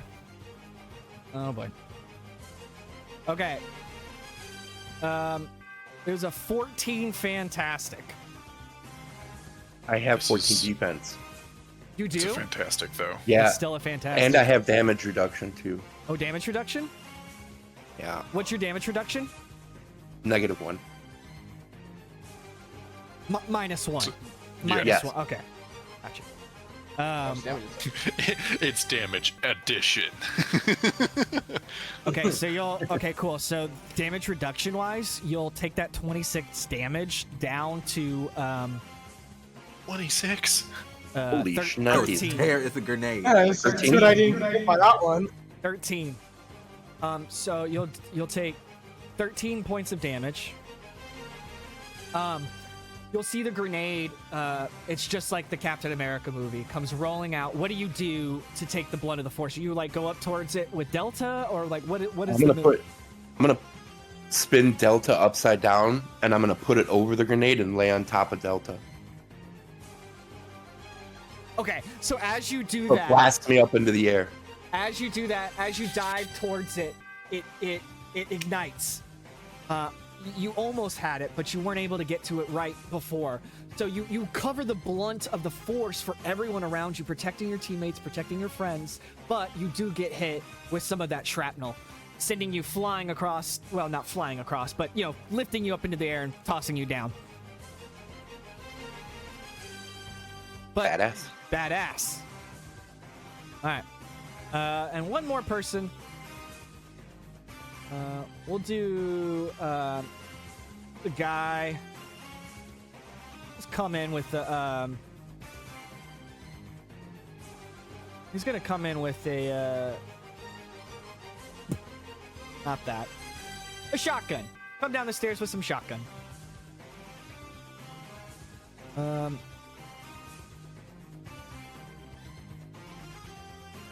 Running down her family with a pocket full of shells. So as he's Why shooting, was I thinking that? he could shoot 2 people at once with the plane in sight. So Tank and Silas are right there. So he's gonna take a shot. 15. 15 is the score you have to beat with your agility. Yeah, that Can I hits. try to throw a barrier up in front of them? Is that like interposing or? Yeah, trying to block that with like because I have the elemental barrier. So. Right, but I think that's in standard action, right? Hey, I'm gonna. Yeah, Oh, it wait, never is. You're right. But you, I'm going to you can't deflect interpose. that. I can try to deflect it, right? Which gives you trouble. What action are you using to deflect? Is that a reaction? Yeah, it's shield deflection. Do you Deflect attack. do you It is get- a character. Do you get 2 reactions? Because you standardly only get 1 reaction per turn unless you got yourself like a bonus. It just says this character uses their shield to deflect attacks. It's a reaction. Did I use all my reactions? Yeah, you use your reaction for the turn. So Okay. after this turn, it resets because we go Gotcha. back to the beginning of combat, and everybody has one reaction left. So you don't have a reaction, but everybody else still has reactions. Wait. So does it hit? What is it? Yeah. 15? No, it's not. 15's the target score. It's 7 damage. It's a, Oh yeah, it hits. who's this after? Just My Tank and bad. I'm like, okay. I zoned out for a moment. My bad. As he comes down, the flame billowing in front of him, you see a shotgun appear from the flames. It shoots. You both try to react. Silas trying to pull up the strings that he was using to protect Sam, and of course, Tank trying to get up the ground from that last blast. Puts his shield up at the last second, so you'll both take 7 points of damage, but nothing too crazy. All right, we're back at the beginning of the turn. Tank is going. Tanky spanky. Fire her up. I'm gonna be like, motherfucker. Like I'm a little pissed off, and I'm gonna vibrate. I'm gonna like Yeah, you are, big guy. because we're kind of in a hallway, like a tunnel. I'm gonna use like you're gonna see blue kind of going off the walls, and like all the way into my feet and all the way up my body, and I'm just gonna scream at the top of my lungs at the first guy. And no, that's not the right one. That one's the right one. Okay. And it's a 14 with the 14? standard. Yeah, Yeah, hits. Hound Blast. 12 damage. Uh, Shotgun guy. Shotgun guy. Shankai guy's gonna get it. Is screaming. Is going to throw the weapon against the wall as he tries to cover his ears, but he can't. He falls to his knees, just begging for it to stop as he falls unconscious, unable to bear the sound anymore. Good job. Who's next? Who's next? It's me. Sigrid. No, it's Sigrid. Yes, right. Siggy. Let's do. As she's thinking about that, Tandy and Ty are in the background almost. Unprepared, untrained, not knowing how to use their new abilities. They've been kind of calling out to you guys. Guys, the fire from behind! We gotta figure out a way to get out of here! Ty comes from behind. The ceiling's starting to give. We gotta make a move soon. Alright, Sigrid. Forgot Maybe if lend us a hand. Yeah, seriously, maybe lend us a hand or start throwing shit. I don't know. Start sucking them up in the whatever abyss they got down there. I don't know. Not sucking him up. Tanny grabs Ty's hand. Oh my god, I Ty. love her. Ty, listen to me. Listen to me. I know you don't know where that place goes, but you have to send us there. You have to send us there right now. I can't. I don't know where it goes. You could die. Yeah. Trust me. Please. You want to do your move, Sigrid? Yeah, I do. It's just locationally, I just don't know where I am. You're in a hallway. There's a Okay. stairs. Enemy are on the stairs. Flame is coming down the stairs. There's flame behind you. You want to get up the stairs or take out the flame because you're gonna die. Then There is only one way to go. There's just the one I know. hallway. I gotcha. I want to make a shield with my mushrooms and then try to create like a battling ram, and then just kind of do like a little like All right, what mushroom shield stab. what power would that be? Are you using like a fungi energy thing or like that's your like I don't do you have a melee attack? Would I it do count have- as a barrier? Because technically it's like a wall. Like a big Kind of. portobello wall. Yeah, like you can do like that'd be a elemental barrier. Yeah, I don't have elemental barrier, unfortunately. Yeah, she's like Maybe. she needs like one more level up before she gets like core of her abilities. Let's I'll work with you do- though. What is your other powers? I'll work with you. No, it's fine.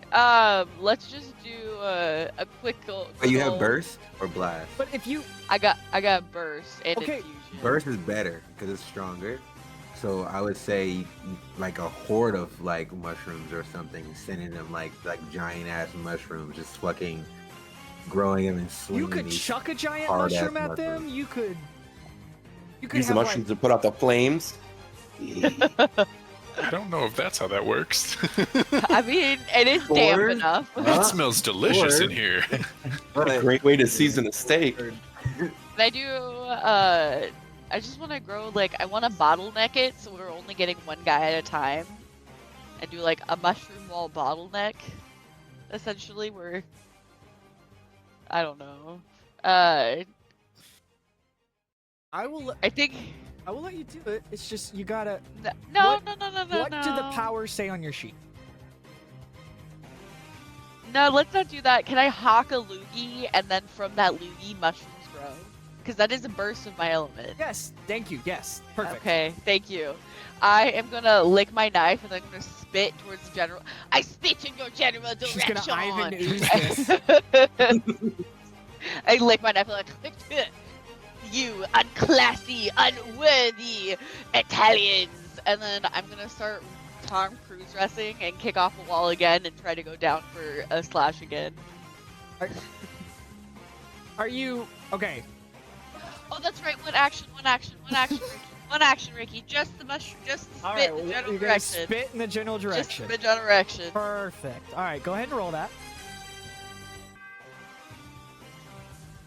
What is that, agility? Yes. Yeah, probably. Whatever you're gonna be doing your energy burst. So whatever your energy burst says, make sure you're getting the added benefits for it. 14. 14. Yes. What's the damage? 6. Okay. What does it look like when you hack a loogie on this guy? Does it start to like grow fungi on him? Does it hit him in the eye? Like what particularly goes wrong for this dude to take 6 points of damage? Exactly, like it's just the spit just lands on his skin like it's an eye or like piece of his face, and now he's just starting to grow like Oh, little God. shiitakes out of Oh his god, face. shiitake out of his eye. Shiitake eye. Yeah. He grabs his bro or his fellow Maggia member. Bro, I got shiitake eyes. I got shiitake eyes. Good job, babe. That was cute. All right, good job. All right, who is next?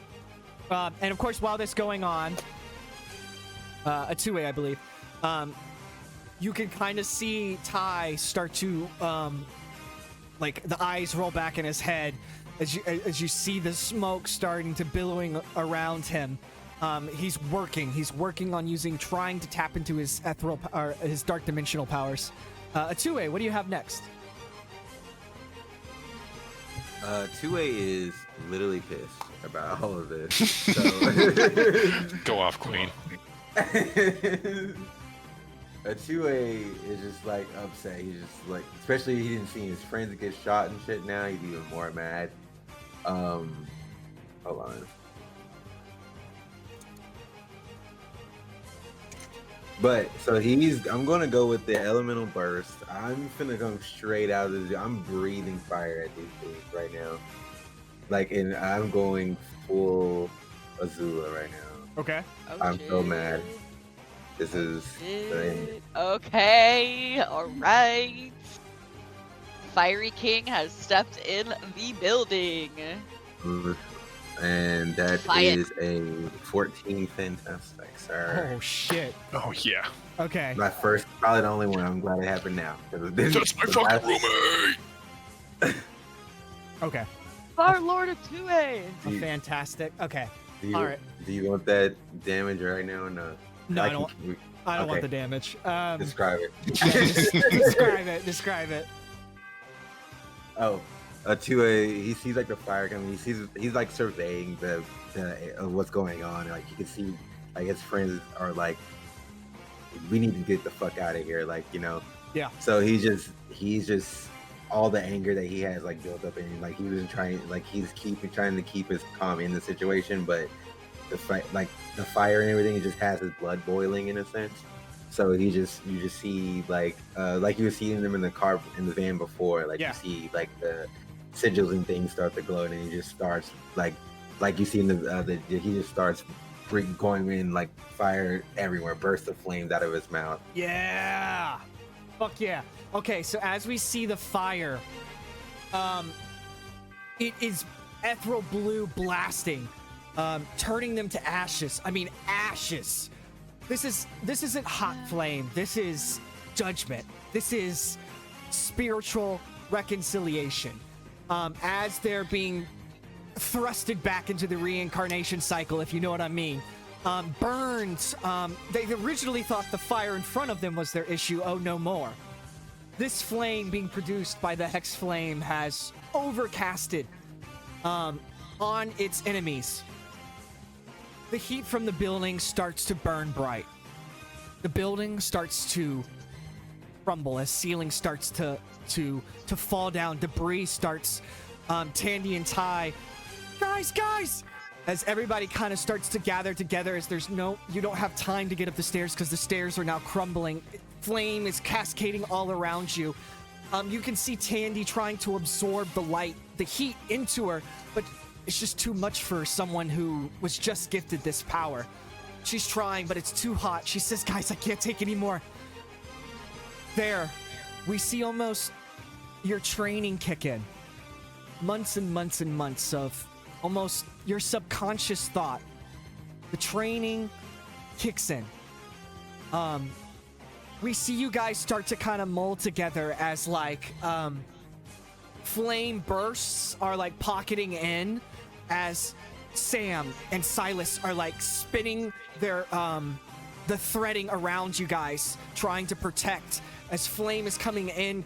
Tank kind of slides around, blast, protecting Cloak from the flame, throwing around the Delta. He throws the shield around the group as it's like spinning, and he's like vibrating the sound so that the shield is kind of spinning around you guys. So you're now in like this weird threaded rubber band ball as Tank's shield is protecting you, and you can almost feel the ethereal blue coming in and out of you as it's almost absorbing the heat, absorbing the damage, and almost in this like big climatic moment, you all crescendoing together, you all using your powers in this badass collaborative way, holding each other together as the flames come closer and closer to closer. There's not much more room for you as you're all together, but you are together.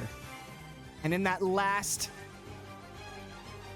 distance from the ground, from turmoil, Cloak is able to cascade his dark dimension force around him, gathering all of you, and in one scream as his eyes sip up to the sky, you all come into the dark force dimension as the building collapses and fades into flame and rubble. Good job, guys. You escaped.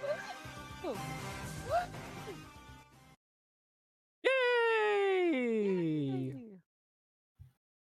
Yeah, boy. Ottuwei is definitely passed out at this point. Probably a bad time Yeah, to mention bud. that I'm scared of the dark. We're literally roommates. That's crazy.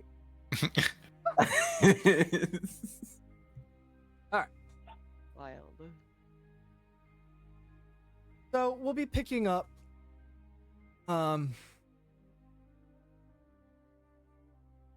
you guys were able to teleport back to the Westchester Mall as Cloak was able to almost tap into those feelings, the memories that he had there. He was emotionally able to lock on to the coordinate, or that temporal place and time. You guys end up back at the mall, but we're going to pass time along a little bit. Unless you want to dive into that moment, I was just going to fast forward. Do you want that, or you want to just fast forward? I We can think fast forward. A little bit of RP could have been cool. Okay, so I got one yes and I got one no. All right. I'm down for RP too. Okay. As the screaming fades to black, and then the black fades to light as we zoom out of Cloak's eyes, and we're back at the Westchester Mall. Actually, we're at the basketball court. Two junkies are on the court getting high as they see you guys teleport in. One junkie just raises his hands up and just, no, I'm done. Yes, saving the streets. You guys are there, safe and sound, moments away from perishing. You can just hear Ty's breath. We're live? We're live? Tandy. Ty, you did it! You did it! You fucking saved us. You saved all of us. Yeah, I couldn't have done it without you guys. Thank you. How do you feel? Because, I mean, you look exhausted. I feel different.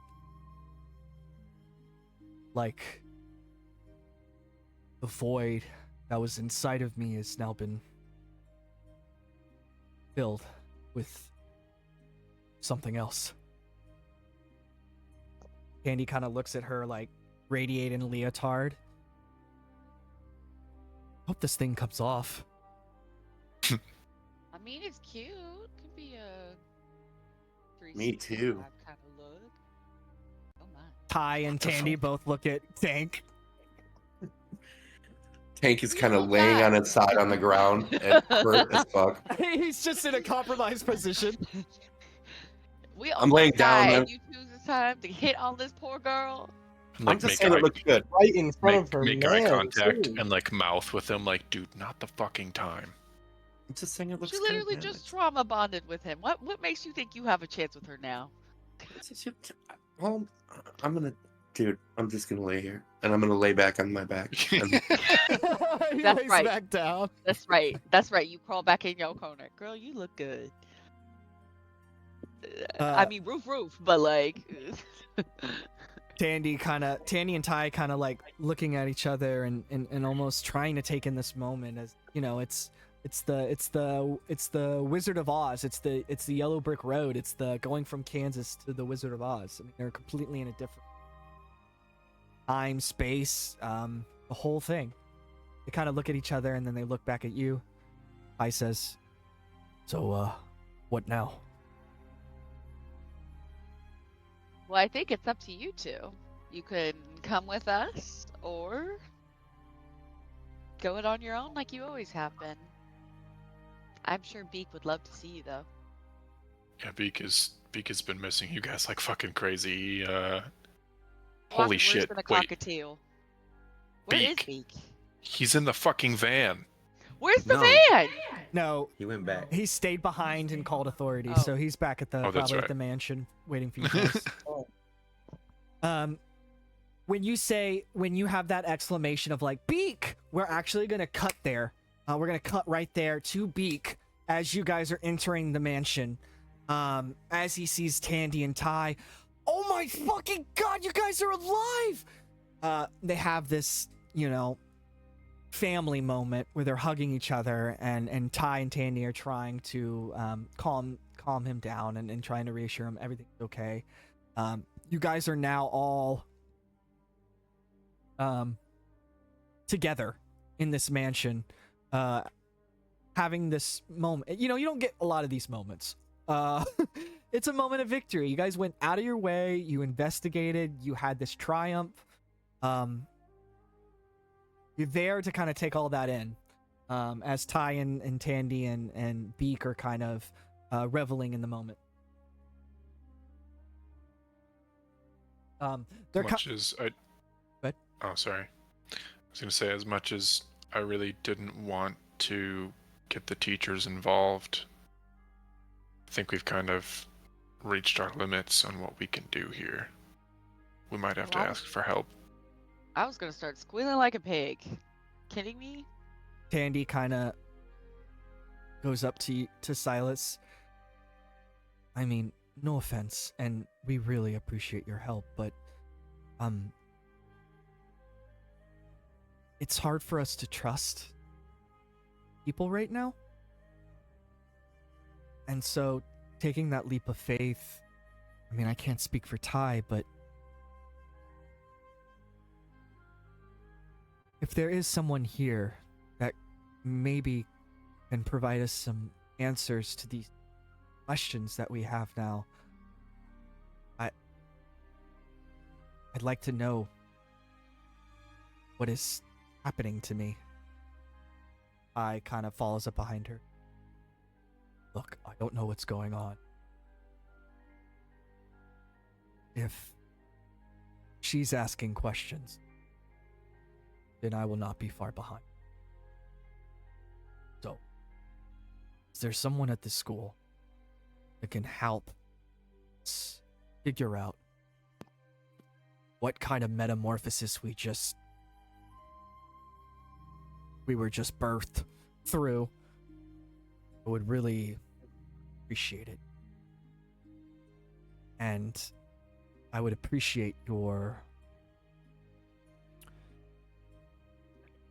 discernment. Me and Tandy are still learning.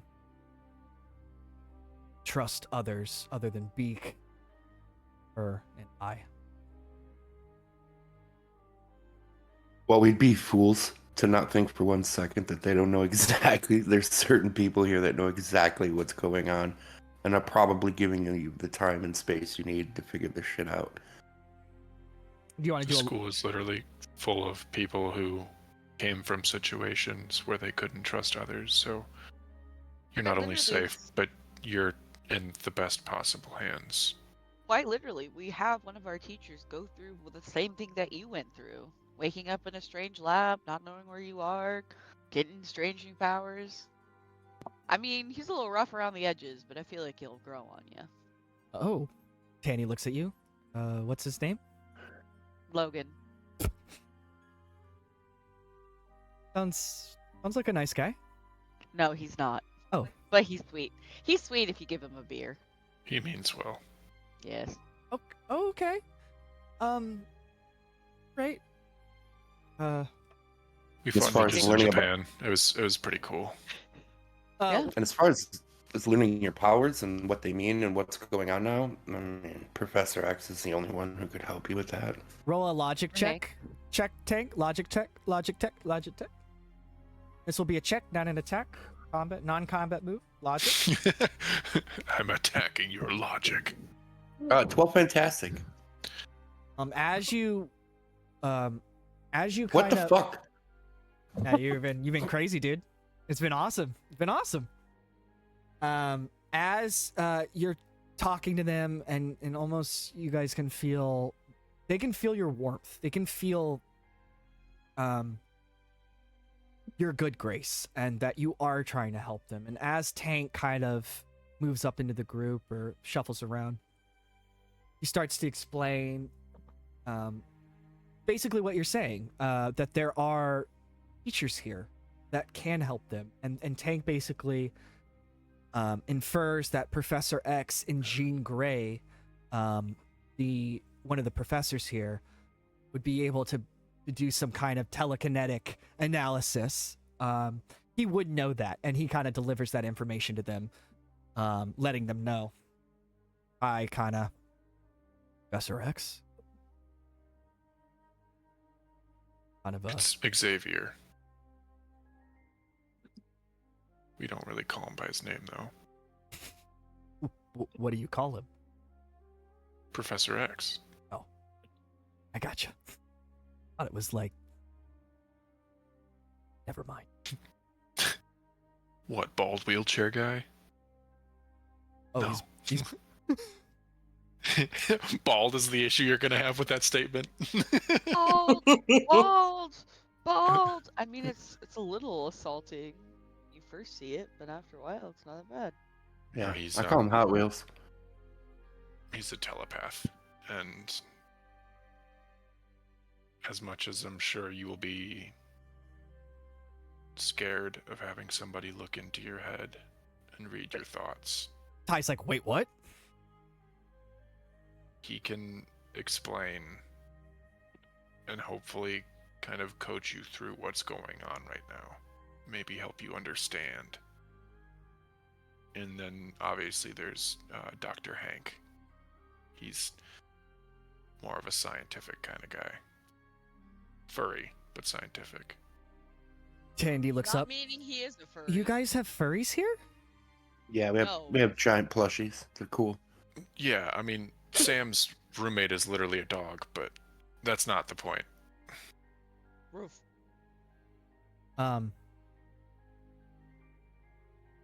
Ty and Tandy kind of share a smile amongst each other.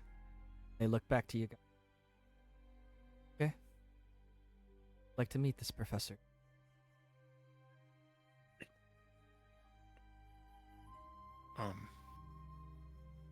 Thanks for trusting us to this point. I know it's not easy. She kind of looks up at him. Thanks, Silas. Just trying to find the light at the tunnel. And as someone starts to guide them towards, I'm assuming, Professor X's office, I kind of starts to step with Tank. The rest of the group starts to kind of mingle away.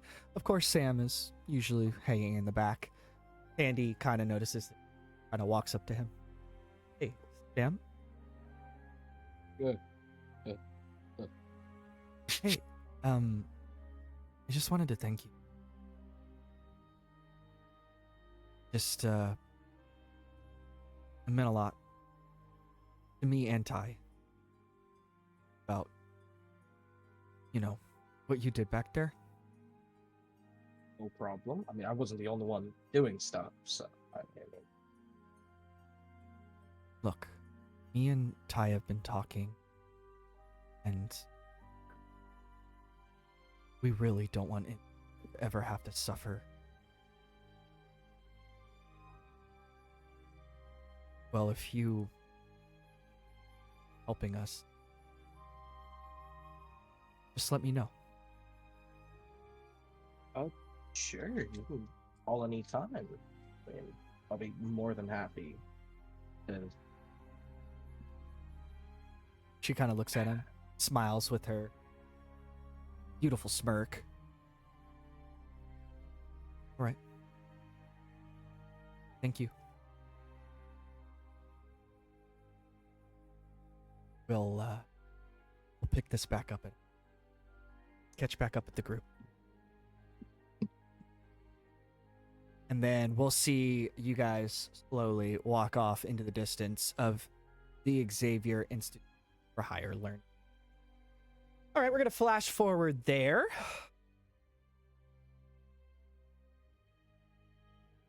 We're going to be fast forwarding probably a few days later. You guys are getting up. It's time in the day where you're getting ready for class. Maybe not like morning, but like mid-afternoon. This is a first year class, so you guys are all in it. I just hit my first ad. We just hit another ad. But essentially, we are in our rooms, waking up. Or not waking up, getting ready for class. Sam and Fetch are actually in Tank's room with him as he's getting ready. And we will pick up with Ottuwei and Silas in their dorm room as they're preparing for a first year course today. So you're saying that I was just breathing fire like a giant dinosaur, is what you're saying? I mean, I said dragon, but yeah. Essentially the same thing. Yeah, I don't remember guess, what happened. Maybe the fumes were causing you to see something like that. I'm not saying it wasn't cool. Like, it was definitely cool. No, I believe you. I don't remember doing that, so I don't. Maybe it's just an hallucination. You said we went through a portal or something. Maybe it warped with your mind. No, you were pretty much as close to a dragon as I could possibly imagine. I mean, the flame wasn't, blue hot. It was your brand of soul flame, so it was like almost kind of chilling to the bone in a weird way. But it was sick. It was. Well, I'll take your word for it. It must have been cool for you to tell me that, for you to try to convince me. So I believe you. Doesn't sound like it, but I'm just honest. I'm just happy, honestly, as lame as it sounds, to get back to school. Cause never thought I'd want to sit in the desk. It's been a lot of crisis later, and I don't. Yeah, I want to learn at this point.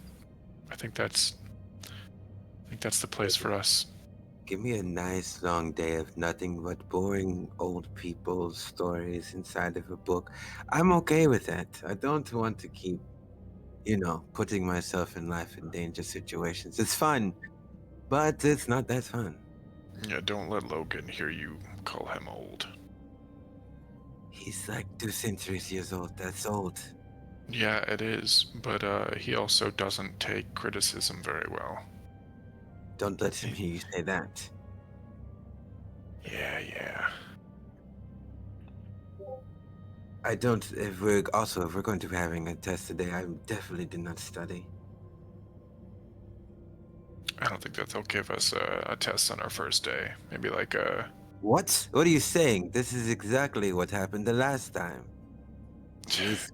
If anything, it's going to be a pop quiz, and it's just going to see that we were like paying attention, during the break. You said the word quiz. Whether Quiz it's a pop quiz or it's a planned quiz, I don't want it. You know what? Maybe we should get in danger right now. Got it. All right, let's go back to the mall. We'll find a group of ruffians, and we'll start up another side quest. Oh, this sounds honestly, like I've been missing being shot. It's been a while since I've had to pop a bullet out of my chest. Let's go again. Oh yeah. How are you feeling, by the way? I mean, the soreness sticks around. Having this healing factor is cool and all. Like, I heal, but it still isn't 100%. It takes like a week or so. Well, I can't imagine having an entire bullet go through my body. I mean, I did get a little graze, but it kind of makes me look cooler. But to be honest, it's like, hey, you know. Yeah, we don't need you looking cooler. No, now we both look cooler. I'm telling you, if school doesn't work out, we'll just flash our gun wounds, and you know that people love a good tragic story, comeback story. Yeah, we'll show the other first years that we're not to be messed with. I don't know. I didn't look at the schedule. I don't know who the professor's supposed to be. Right. Do you remember what the class was? Hopefully it's Logic check Professor for Aurora. Silas. Oh, I hope we get Professor Garment. 12, fantastic. Okay. You kind of like snap your fingers. You're like, oh wait, hold on. You go over to your desk and you get your new schedule for the semester. Classes, first year, so don't know where everything is. On the sheet it says a classroom, and then it says ethics, faith, and identity. Oh. This is And- probably going to be. and I love that we both Both simultaneous O. that was great. No, it's probably more than likely it's going to be perfect. I should probably bring a blanket to see if I feel like this is gonna have a lot of lectures in it. I just hope God isn't mentioned. You know, I'm cool with ethics, and if we're gonna purge into identity, that's fine. But honestly, for the most part, let's just leave faith out of this. Listen, and I want you to listen to me coming from me. I completely agree right now, because it means I'm going to have to hear lectures that I've heard from my grandmother and from other people multiple times. Who's the professor? You look down on the sheet, and the name reads K. Ivana Wagner. I've never heard of this. Who? Wait, Maybe a new professor? who's that guy that he's blue and he has a tail, and I swear to God I've seen him and then I don't see him. It's really weird. Do you know what I'm talking about? You described like 4 different students here. We're gonna cut there.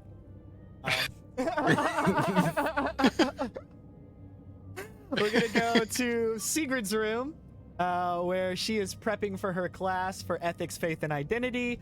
Of course, her roommate is there. You may know her roommate as Ileana Rasputin, a disgruntled roommate who prefers to have her room for herself, which it was for many months and a couple years before Sigrid showed up. Also, Ileana Rasputin is magic. Colossus is, I'm cramping. Give me a second.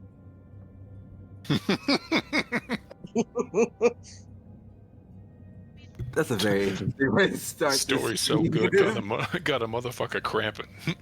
All right, I'm just gonna do this through cramps. Colossus is sister magic. We enter the room. Sigrid, what are you doing currently? As we enter the room, we kind of cut back from this like dark, really weird looking thing, and then it starts to pull back a little bit long. You notice it's a painting, and it's Ileana painting Limbo. It's very disturbing. Oh shit. What are you doing inside your dorm room to prepare for your new class? you're gonna hear bum bum bum bum bum, jumping out of bed and attack ambition, got yourself a cup of ambition. Oh my God, I love this. Get alive, bum bum bum bum bum bum, and I'm just like I sit up in my bed because I have like a gothic Victorian style bed, and I'm just wearing like a black satin like nightgown with like very long lacy sleeves. I just stretch open. I'm like, ooh, okay, I guess I can finally get out of bed today. Oh my god, that's super cute. Are you gonna send that to your brother? It looks nice. Before you do that, your alarm wakes up and starts to play the 9 to 5 song. Ileana is going to roll her eyes and put her paint stick down and kind of march over to your alarm clock. She like rips it out of the wall and then like pulls her soul sword out from her back and just throws it into limbo, and it kind of disappears. You can hear her mumbling, 9 to 5, I don't give a fuck about 9 to 5. Stupid movie. What? Oh, Is somebody a little bit violent today? Do we have a little bit on our mind? No, I just didn't finish this project last night, and I have to finish it today, and I'm a little stressed. And your 9 to 5, working for the minute, is not helping. I'm so sorry, Angel, but that is a non-negotiable. Dolly is always a non-negotiable. Who? What is negotiable? What is negotiable is this attitude you brought me. I have just gotten out of bed and already wave of stress. Let's see your work. Let's see your work. Let's see how far you've gotten. She kind of stands back. It is something out of a Saw movie. I mean, it is feelings of despair and anger and rage and almost a prisoner of her own void, in a sense. Kind of is what you get from the vibe. Okay. I call this Happy Tuesday. Oh, I see that. Is it because of the use of color? Or is it the guts? Because No. guts definitely put me in a good mood too. Because on Tuesday of this week, I slayed very many demons in Limbo, and I was very happy, and I got the idea of this painting, and, well, now I am sad. But why are you sad? This looks so super sweet. It looks like a wonderful afternoon. Tell me more. Well, I don't know, because I try to paint, and the professor is always going on about it's so dull and dark, but at the end of the day, I mean, dull and dark is who I am. What? Did you try using burgundy? Or red? She kind of looks back at you. Red? Oh, I did not think about that. Where's the red? She starts to get some red. She's looking for red. She's looking for red. She can't find any. Where is my red? Where the hell is my... Oh, fine. She goes over to Sigrid's desk, pulls out her knife, and just slashes, like cuts her arm, and just starts to spray a little bit of the blood. This will work. Fine. Little blood. You better clean that and sterilize that after you're done. You know that, right? Oh, you sterilize it. You put your fungi on it. Is that sterilizing? Is that not? No, the fungi will grow in you. That's the whole point of licking the blade. She hands you the blade back. I guess your blood is acidic? I don't know. I just inked. I have to get this done by the afternoon. Don't you have class today? I mean, where are you going? Oh shit, I do have class. Shut up, Keith. And I do cutely. I don't snore. Anyways, I think it would be pertinent for me to get dressed. I forgot what class I'm supposed to be in right now. Fuck. Don't forget, you have your credentials. They give you sheet of paper. The new semester, new students. You don't know where you're going, so they always give you paper. Where's your paper? Dang, where's my paper? Ain't gonna help me find my paper. Here we go. Here we go. Your plants are like telling you where they are. It's like, oh, you put it over there. Like your ADHD plant just has like lock it down and just knows like it's over there. Oh, oh, oh. Thank you, Trisha. All right.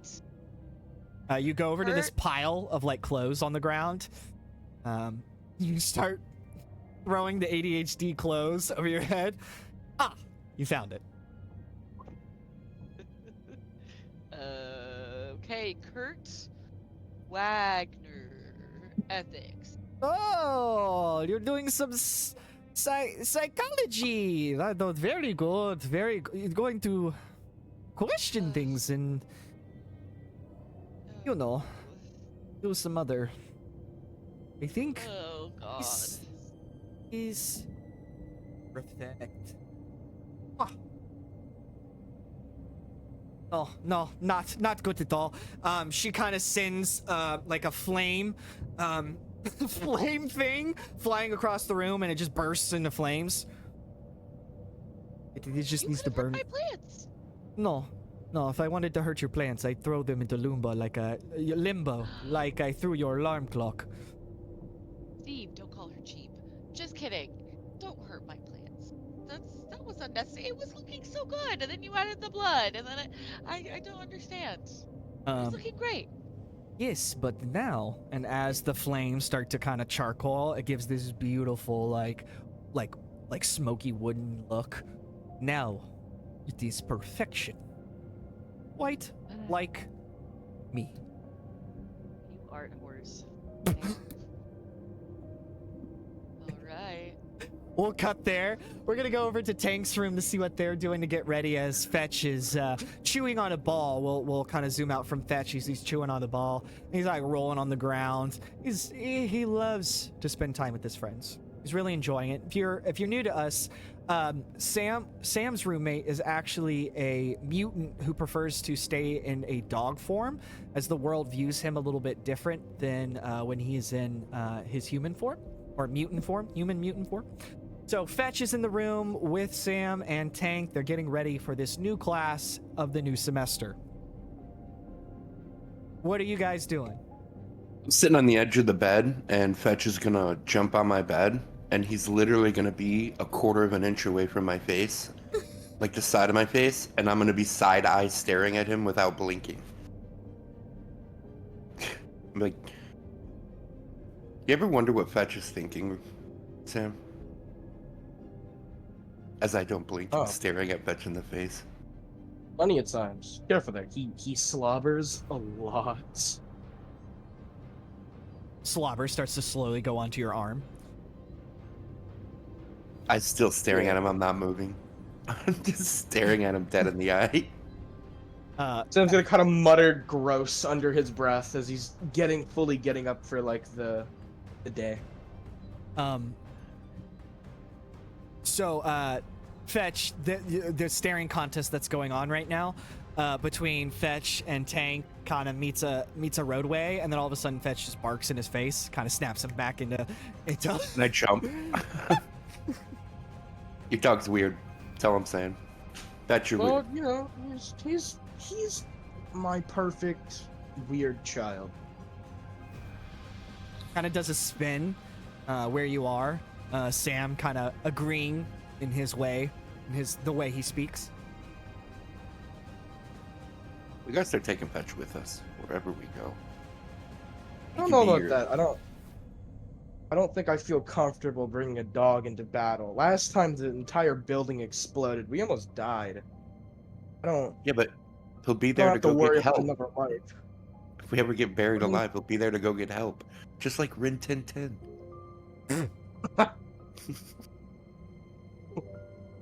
No. Fetch barks. I don't know about that one. I don't think I feel comfortable enough to let him do that. Maybe like around the campus. He kind of already does that, so. Yeah.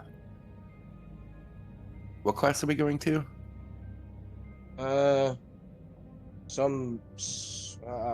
Fuck. Psychology, I think? I don't know. We're gonna fail. We're Fuck seriously yeah. gonna fail. We suck at this. I mean, Not only do I not know what class we're going to, I genuinely don't give a fuck what class we're going to. Like I that's not suck a at very this. good mentality. That's not a very good mentality. Come on. Psychological. Yeah. I wonder if, yeah, I'm gonna break him. I'm gonna break our teacher. What? I'm gonna break him. That's not ominous at all. I'll leave you to that, man. I'm gonna get ready. Oh. You should get All ready. right. I'm not actually gonna break him. I'm just saying. Whatever. And we're gonna leave. But we'll cut there as everybody's kind of going to class now.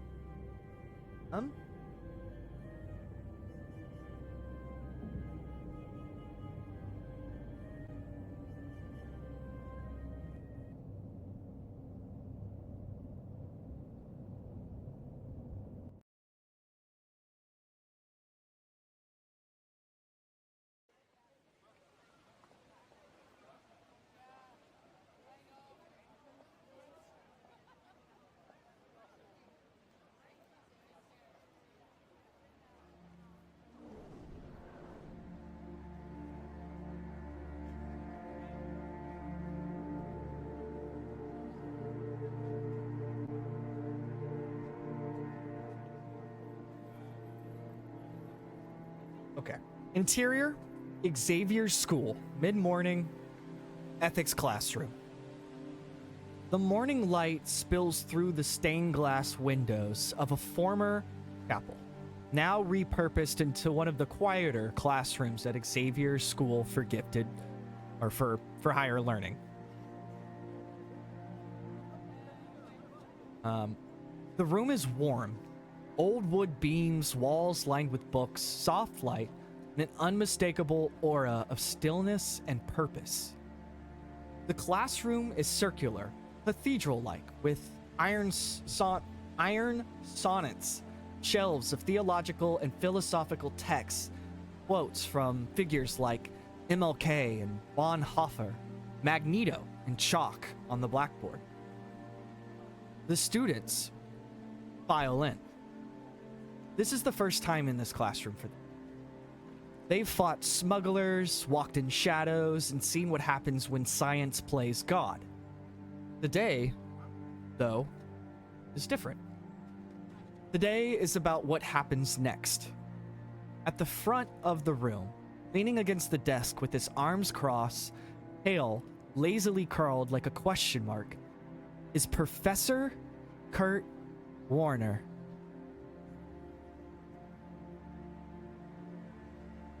The mutant known as Nightcrawler. He grins, fangs barely visible. With a playful bow, Guten Morgen, mein Schüler. I hope you are ready for conversation that may be, Beckermeyer, how do you say, uncomfortable, yeah? But that is often where the truth lives. I am Professor Kurt Warner, your ethics, faith, and identity professor this semester. Forgive me if I smell like fish. I just got back from a trip with my brother, Pier. So if I go into any type of Russian accent, it is, as you say, not disrespect, but me trying very hard to be myself. Okay, danke. He claps his hands once. A loud bump. Bamf. To displayed air. Pumps back. Today's lesson. Ethic, globe, and identity. Ethics, faith, and identity.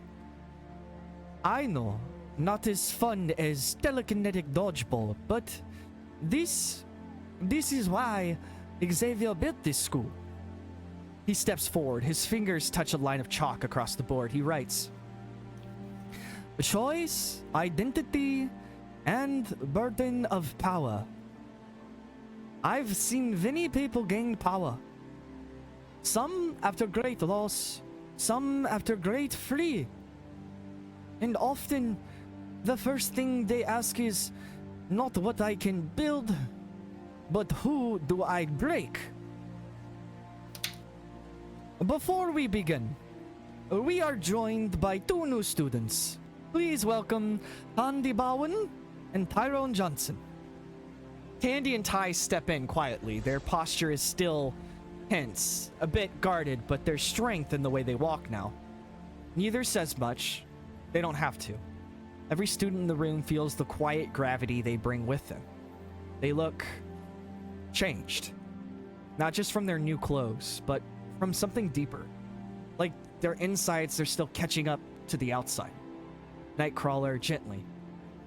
This is a school, is a sanctuary. But it is not a place to hide.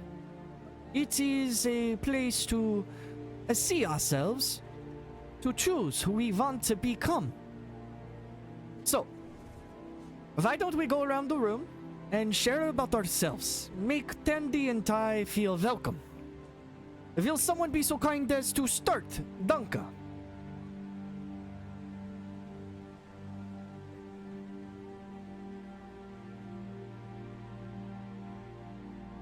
Don't be afraid. I won't bite. I am a demon, but I won't bite. Any volunteers before I start calling and pointing fingers? Okay. Well, hello there, Tandy and Ty. You look very healthy today. Welcome in. Please come sit with me if you don't mind, because we know each other, so... They sit down to the two open spots. Very good. Thank you.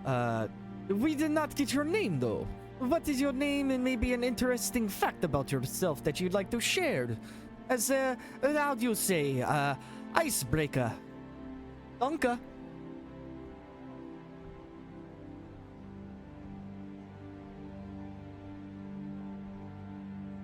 I don't know if she knows I'm talking to her. Does anyone else want to share a fun fact about themselves? Please, I am dying here. This is not my first class, but you are making me feel like this is my first class. All right. Hi, I am Silas. I am a bit of a jack of all trades. Was raised Roman Catholic, so I guess faith is kind of a area I'm used to. Looking forward to finding more identity. Yeah. Good. Is any hobbies you like to do, Silas? I mean, I really liked acting, but we haven't really had a whole lot of time to do that since coming here. You like to act, yes. Yeah. Very good. Talk to me after class. I run the theater department. Very good, dog. I got a new thespian in the house. Very good. Danke. Did anyone else would like to go next? Hi, my name's Tank. I'm an alcoholic. I've been sober since birth. Hi, But- Tank. Hi, I'm just kidding. I collect Pokemon. That's my hobby. Very Wait. good. Pokemon. Do you actually have Pokemon? Because I want to see them. No, but I want some. Do you I collect just sit down Pokemon? and put my head down.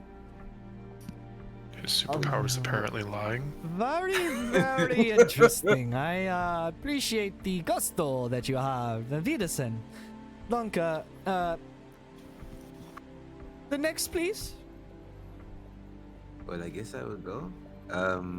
My name is Ottuwei. I am very interested in learning more about people's views on a lot of these things. I kind of walk the line of faith and identity all the time. So, Very mysterious. Very good. Yeah. The next person. Well, I'm Sam. Hi, Sam.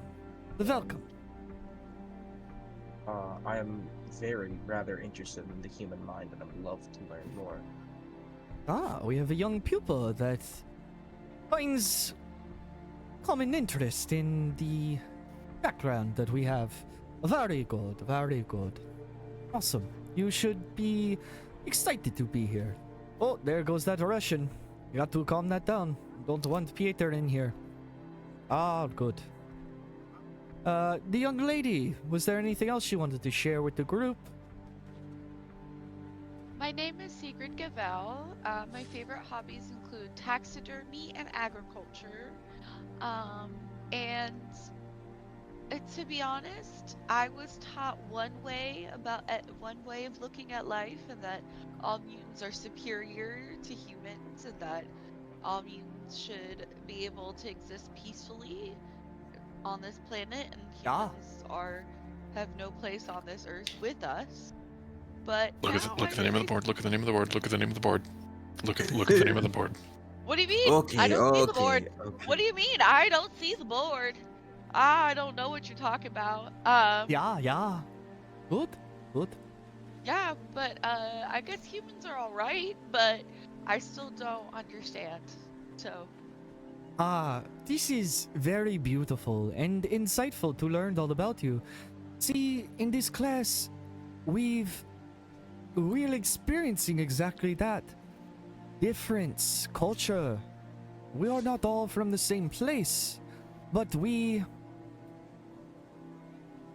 are all mutant, and we are all trying to learn how to live in a world that doesn't want us.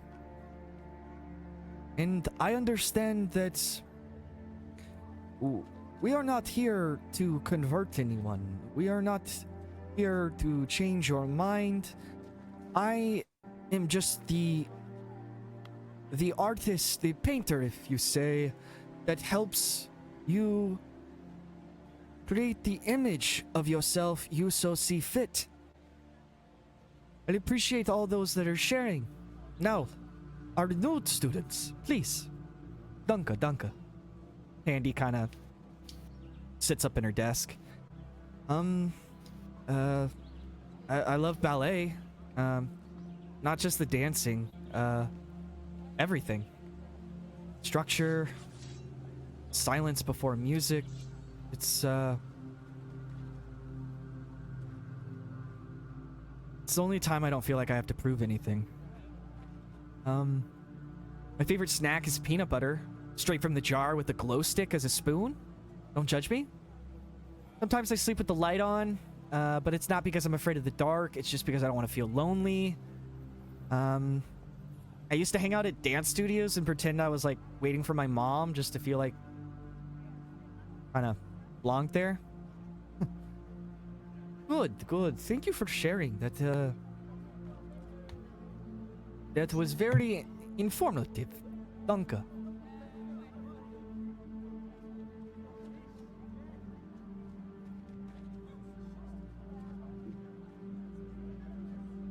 Ty goes next, sits up in his desk. Once got mistaken for a street magician. Didn't correct them, made $20. Always collect subway tokens. Don't ask why. Just like knowing where people have been. I can fall asleep anywhere. Stadiums, rooftops, mid-conversation. Don't take it personal. I learned Morse code once.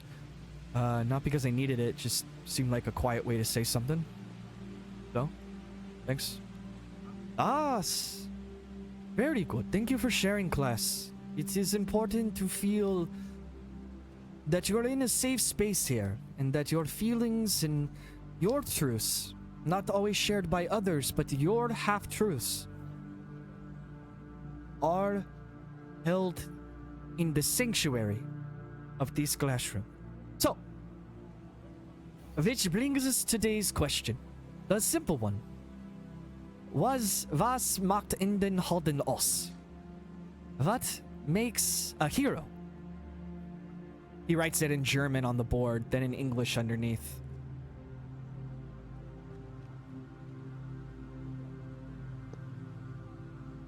A hero saves people regardless of what they are doing or who they are. Thank you. I'll appreciate that. Yeah. What makes a hero? He turns to students. Very good, Sigrid. Is it strength? Sacrifice? Doing the right thing, even when it hurts? Or is it just not becoming what we fear the world believes about us? He opens his arms to the room. Talk to me. What do you believe? I'm sorry, I woke up late. I think I believe that heroes should unconditionally help those in need, and even if it's their enemy, I believe that they should still help them in need. And if it bites them in the butt, it bites them in the butt. But I really don't think that you don't have to hurt people to get your point across. Not to mention mass enslavement either. Very interesting. But did you not mention just before that you were raised in an environment that taught you that humans were the enemy of mutant kind, no?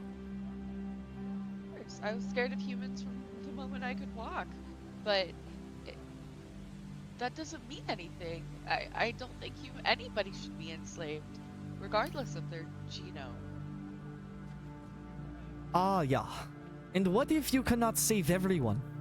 Is one life worth more than another?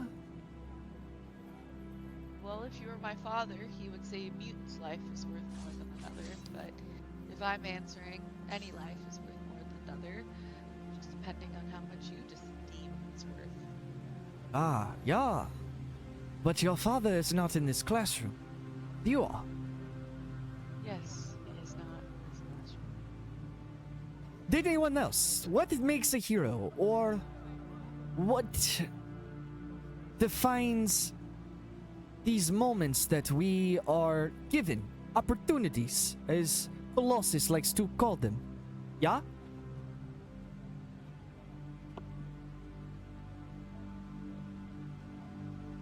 I think it's service and sacrifice. We are evolved, given And gifts. go on. Yeah?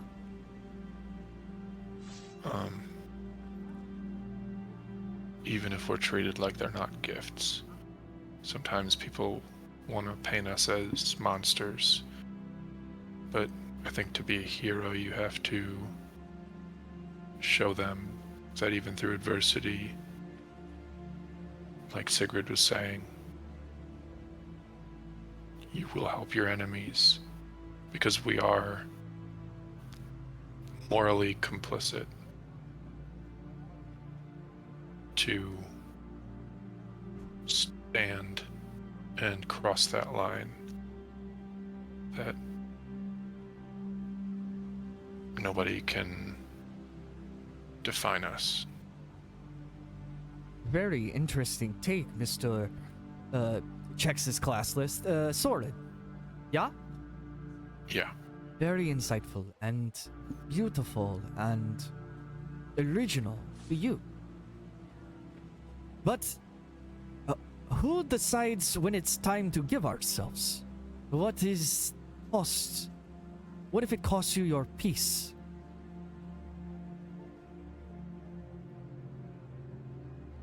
Well, I mean, let's be real, we're not going to find peace in our generation. The hope is that future generations will find peace. So, I mean, I would gladly die for that. Because it's not like we're going to know peace now. Nobody accepts us now. But maybe down the road, our sacrifice and our lives will make it easier for other people to exist in peace. Wow. You're way ahead of your other classes. Very beautiful to hear the youth have such introspection and the ability to transverse ideology and morality. Not many people would be willing to lay on the line for others. I want you to understand that. So if you don't have to have that in you. That is not why we're here at the Xavier Institute for Higher Learning. Excuse me, the Russian sometimes gets me. But we're not here to make soldiers. We are here to grow. But if you are someone that is willing to stand by what is right and what is wrong, then there might be bigger purpose in your life than you'll ever imagine. He kind of he bamps over to the other side of the classroom. He's kind of sitting up next to Sam. It is important even when our voice does not seem as heavy as others, that our point is shared the same. So, please, sir, what is on your mind on the topic? As he talks to Sam. For what? It means to be a hero? But not really what it means to be a hero, but what it means to do the right thing to you. Well, my view's a little jaded after how I grew up and all, but it's a hard topic. Take your time, Sam. We have all the time in the world here. We have your back. I think from the way I grew up, I personally believe that to do the right thing is to give back the same. It's hard to explain. I believe that if someone were to, kind of like an eye for an eye, I don't. Sorry, I'm not very good with. No, I understand what you're saying. About No, I get doing it. the right thing. I struggle with that myself. That is alright. That is why we have class and time to learn about ourselves and figure out what definition is good for us. But I understand what you're trying to say. At least, please stop me if I'm incorrect. But as my friend, Professor McCoy, would like to tell me, this is not... Is it not every action is... Every action there is an equal and opposite reaction? Sometimes we are the universe acting out on the conscious that is around us. So I appreciate your forethought. You kind of hear in the background muttering. Tandy says, kind of almost to herself, sometimes you don't get to choose who hurts you, but you can choose what to do after. And Ty is almost in the corner. He kind of speaks up. Sometimes the world gives you power. Maybe because it already took everything else? It could. All these questions and ethics and morality are important to keep in the back of our minds. Just because it is, as you say, opportunities everywhere to rise above and do the right thing as a mutant. As you're not just a reflection of this school and your family and your friends, but you are a reflection of yourself, and in turn mirrors back what you are and what you put into the universe. So I guess what I'm trying to say is, be the change you want to see, yeah?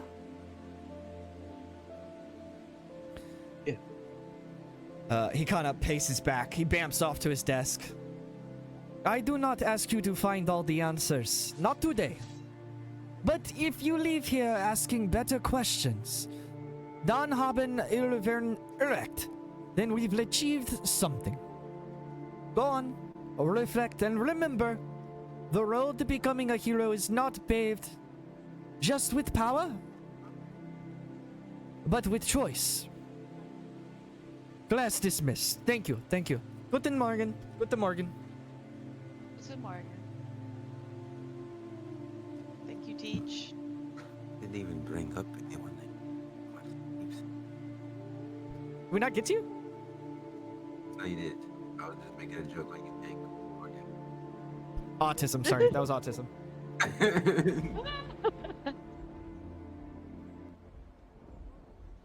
There's no one named Morgan in that class.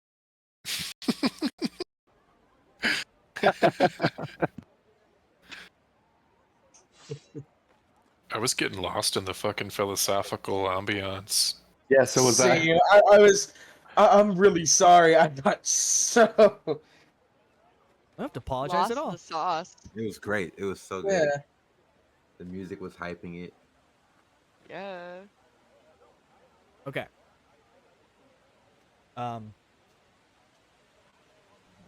You guys are gonna go back, or why don't we go to lunch? Let's go to lunch. We're gonna cut to lunch here.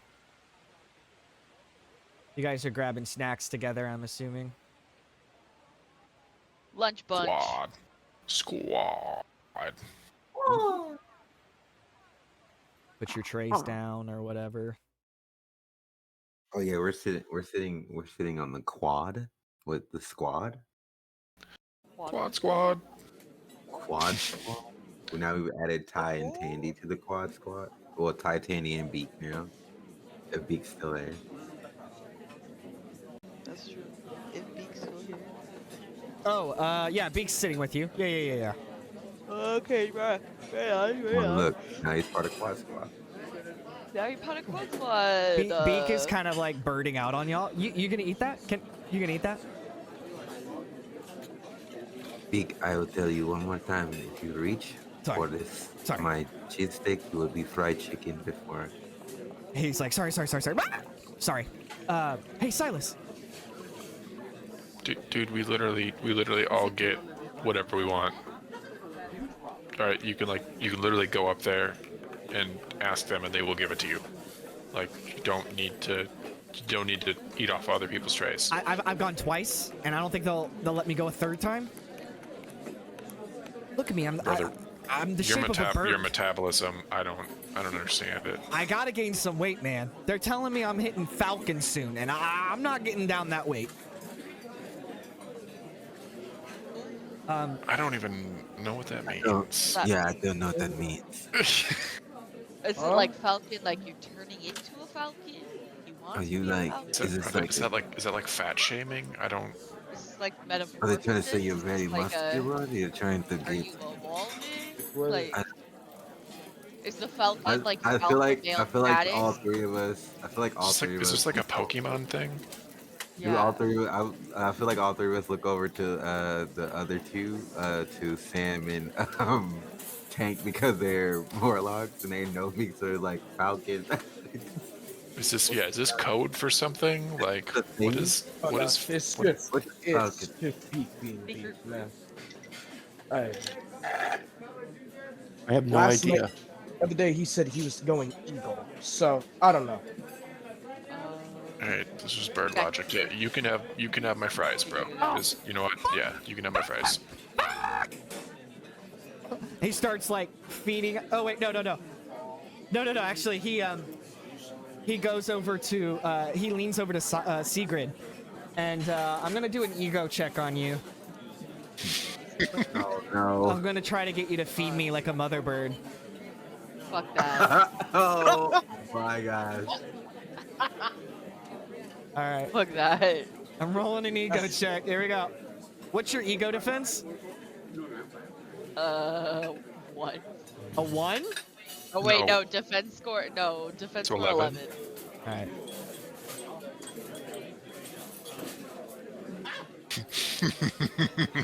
All right. He gets a 15.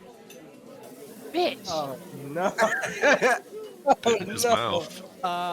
He goes over to Sigrid, Hey, so I think it's your turn to feed me? Silas, Ottuwei, and Take. Yeah, it's your turn. So, again, this is embarrassing. It's really embarrassing, but it's hard for me to chew the food. get to the back of my throat unless when I'm, and usually I have to take a belt and like hold my like mouth open and like it's just easier if someone does it for me.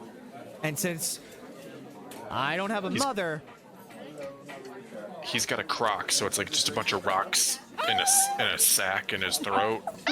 It's just easier if you just chew the food for him. you can see Sigrid really not enjoying as the tongue like comes and like touches her. Don't touch it! This is The things we do for friends. Taxidermy things like this. This is why taxidermy. This is why taxidermy. Ah! In the middle of all this as is happening, I know I said maybe I didn't, but Ty and Tandy are actually with you guys. Oh, They were. we were there with us. I want you to know. Yes, it's just Beak at the lunch table, but you see Ty and Tandy come into the lunch in a haste, like something is up, and they look like they're trying to find you guys. They spot you and start kind of hustling over. Ty comes Just up. hold it a few seconds longer. I'm going to put this one on the internet. Ty comes up to you. Hey, so we got a situation. You alright? Yeah, I mean, I just got out of gym, and I was taking a shower, and when I got out of the shower, the mirror fogged up, and then, well, he kind of looks at Tandy. Tandy looks at him. I think you guys should come see this. oh yay, more bullshit. Let's go. You just said let's the one stop line you're feeding not the supposed to bird. say. Somebody come look at this. This is the worst sign to say. In a foggy bathroom, I swear to God, if we get Oh, killed It better, by ghosts, I'm it gonna better come not be back. more ghosts. I literally live with somebody who talks to the undead. We literally just had a whole movie. Okay, never mind. This sounds like a horror movie. Hey, Queen of the Dead. follow we me were- into the bathroom. I need to show you something. Like, Right. not good. Ominous at all. I'm Tandy and pretty sure we just watched the I Know What You Did Last Summer. I don't want to relive it. Tandy and Ty guide you towards the guest rooms. They haven't had official rooms yet, so they're still in the guest rooms before they get transitioned into the dorms. They're guest rooms that guests can come stay at the Xavier Institute. When they open the door to his dorm room, and you guys kind of follow into the room, there on the ground, tied up,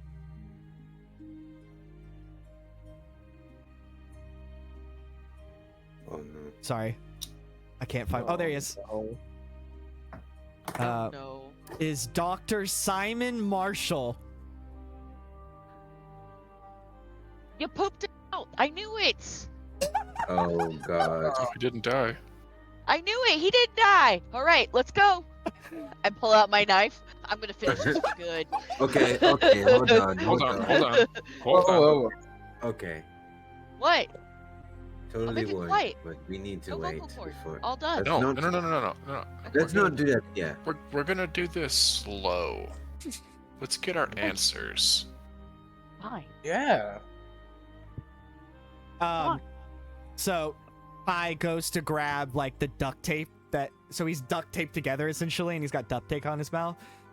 Actually, Tandy does. She goes and kind of light daggers the thing in half, a little bit of a light dagger slash. It kind of rips open. What the fuck? Where did you send me? Please, Where did you go? I don't want to go back. Please. Why not? Where did you go? What was it like? I won't send you back if you give us answers. Man, I don't know what you want me to tell you. Don't like the consequences of your own actions. Start singing. Wrong answer number one. And Ottuwei is going to, like, when he says number one, he's going to put a finger up and it's going to be on fire. Wrong answer number one. And then once he looks over and sees that, Tandy steps up and bitch slaps him again. Can you please slap him and I handle can't this slap him? girl from slapping me? You can slap too. She slaps him too. He goes the other way. If it's not her, it's going to be one of us, and you're the one here with a very slappable face. So Yes. I don't. Your Look. face is very slappable. Look, I was just doing what I was told. I'm sorry. Exactly. Who told Wrong you? answer number two. No, you weren't. You enjoyed it. Oh man. Literally just said, because I can. You were excited. You created gods. Look, You literally Yeah. tried to stroke her face, man. Everybody Yeah. saw your murder boner. Jesus. what do you want from me? Answers. Start I think we've speaking, made it or else I'm clear. gonna get I- stabby. I can't tell you. They'll kill my family. All right, back up the butt. See ya. Wait, please. Sigrid, rolling ego check. I hope you succeed. This is going to be so great cinematically. All right, back up the butt you go. Oh, God.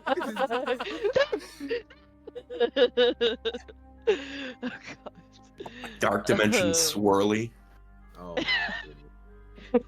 No, I got an 8. An 8? Yeah.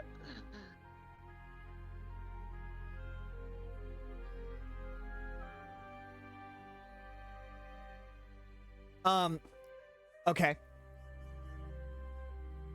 As as Sigrid, she basically grabs his like collar of his lab coat and starts to drag him towards Ty.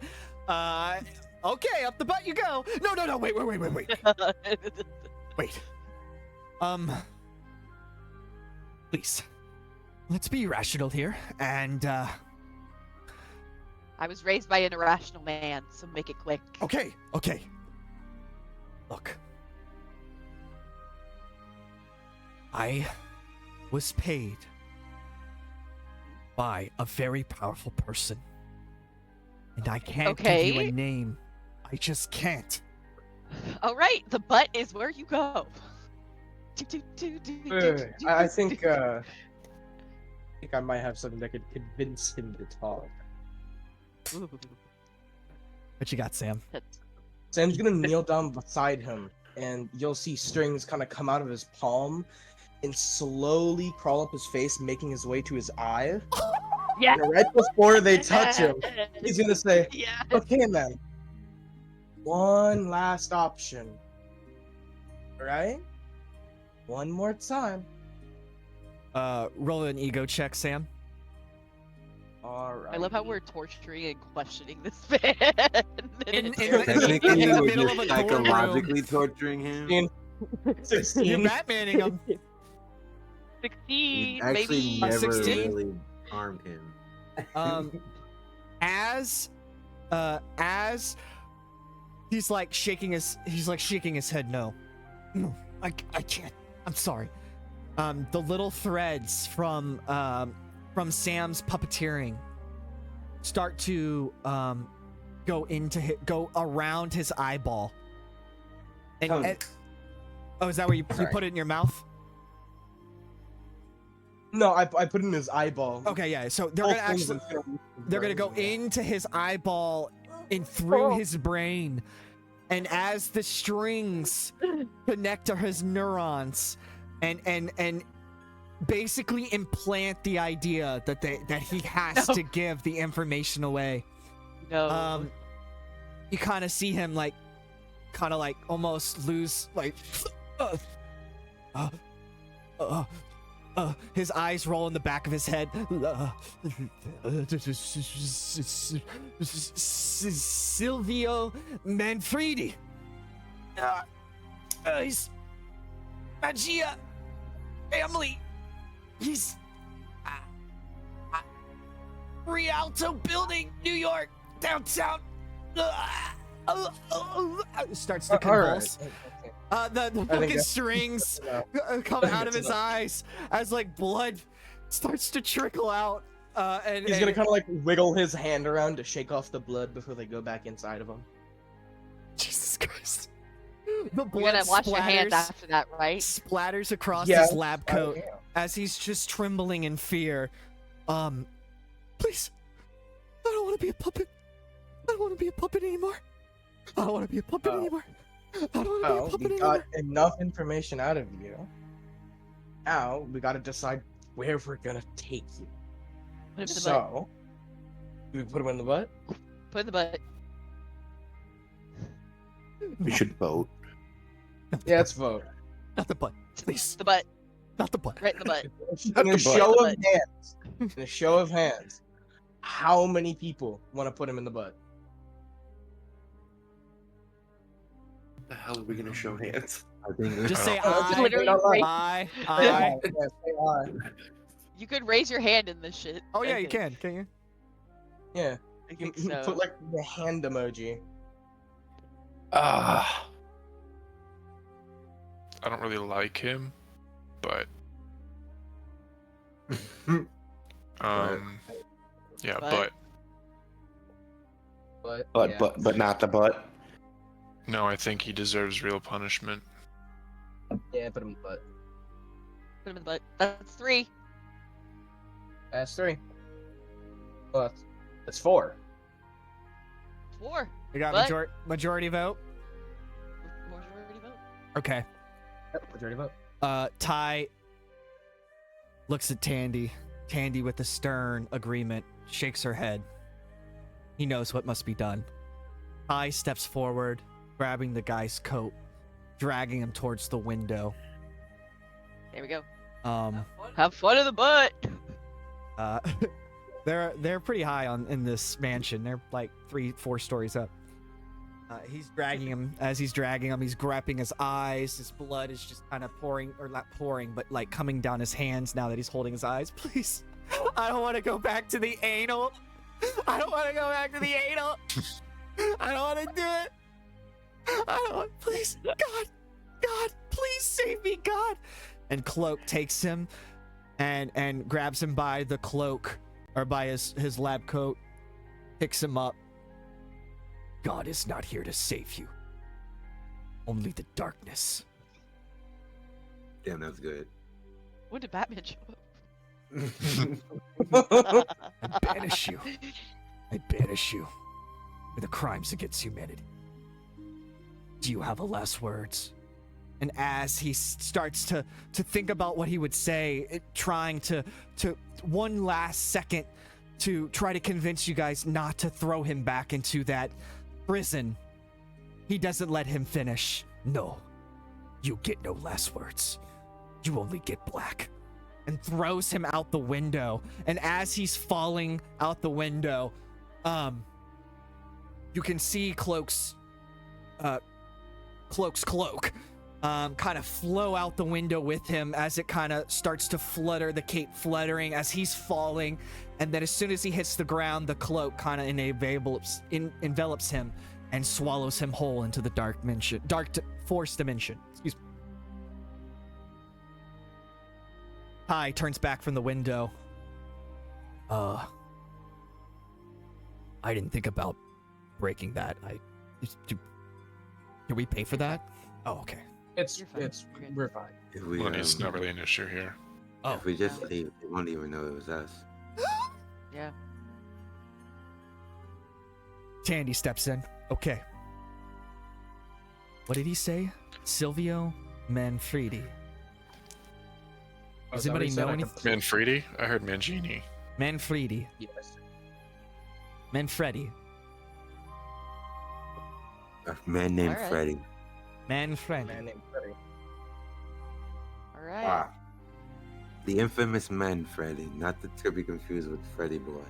Tandy kind of stares at the window. Maggia. Whatever. Maggia. Anybody know anything about them? I mean, I've only heard rumors and stories from like. I mean, those were the assholes that were working detail. Yeah.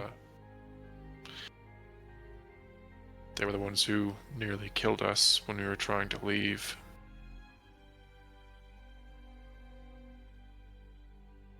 So. But no, we don't know anything about them. So we're dealing with the mob. Probably another crime family. Yeah, we're kind of used to crime families at this point. What do you mean? Yikes. Have you dealt with them before? You ever heard of the Hand?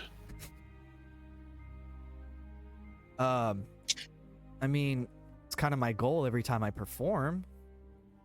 No, Not like... standing ovation. No. like, I'm talking about ninja. Japanese ninjas. Yeah.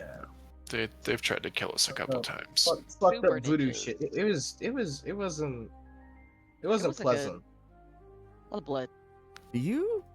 Tandy kind of Also, like. it wasn't into voodoo. Just want to put that out. You Yeah, guys always get yourselves into these kind of situations, or is it just like a Scooby-Doo kind of vibe? Let's just say this. If a dangerous honestly, situation it's a was on the other side of a door, we open that door unwillingly and unknowingly every time. You remember what Professor Warner was talking about? What? Those moments. Oh. Yeah. We don't make those moments, but those moments tend to just kind of happen around us. And I think I can speak for all of us when I say that, like, we all kind of had this moral code that we're not going to let shit slide. Tandy, We fight for the future. Tandy kind of comes to next to you, looking in your eye, shakes her head. Look, I don't want to see a single person ever have to go through what this man put us through, and those children and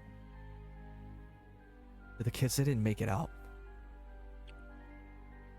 I haven't been able to sleep. Just toss and I turn.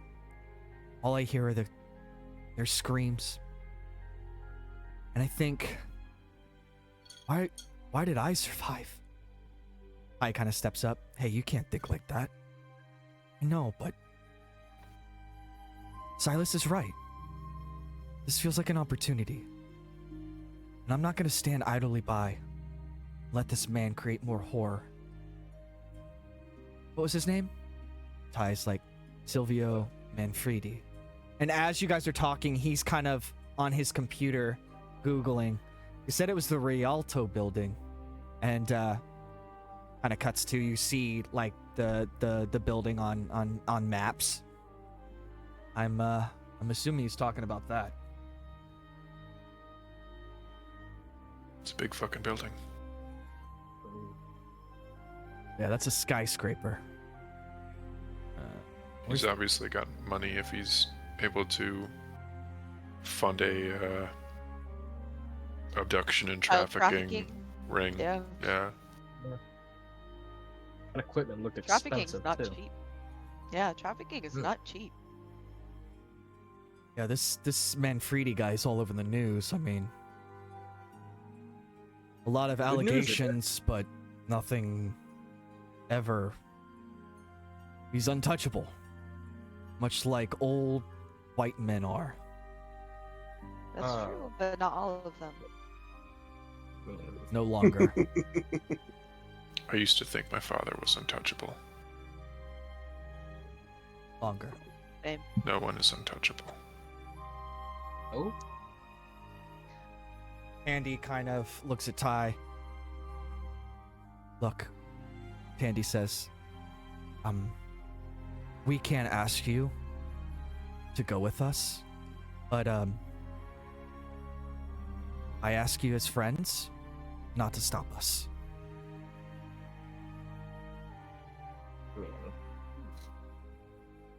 I can say for myself that I would also love to absolutely murder this man. Same. So, I mean, I'm with you. I'd love to make some tendon sashimi. I think I've been pulling my punches for too long. Wanted to be a hero. Maybe Workout's being a daddy hero. issues. Maybe being a hero isn't always,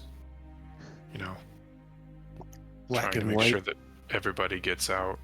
Some people kind of sell their own People ticket. don't deserve to get out.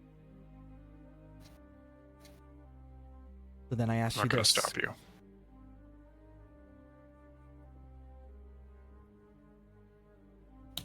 You guys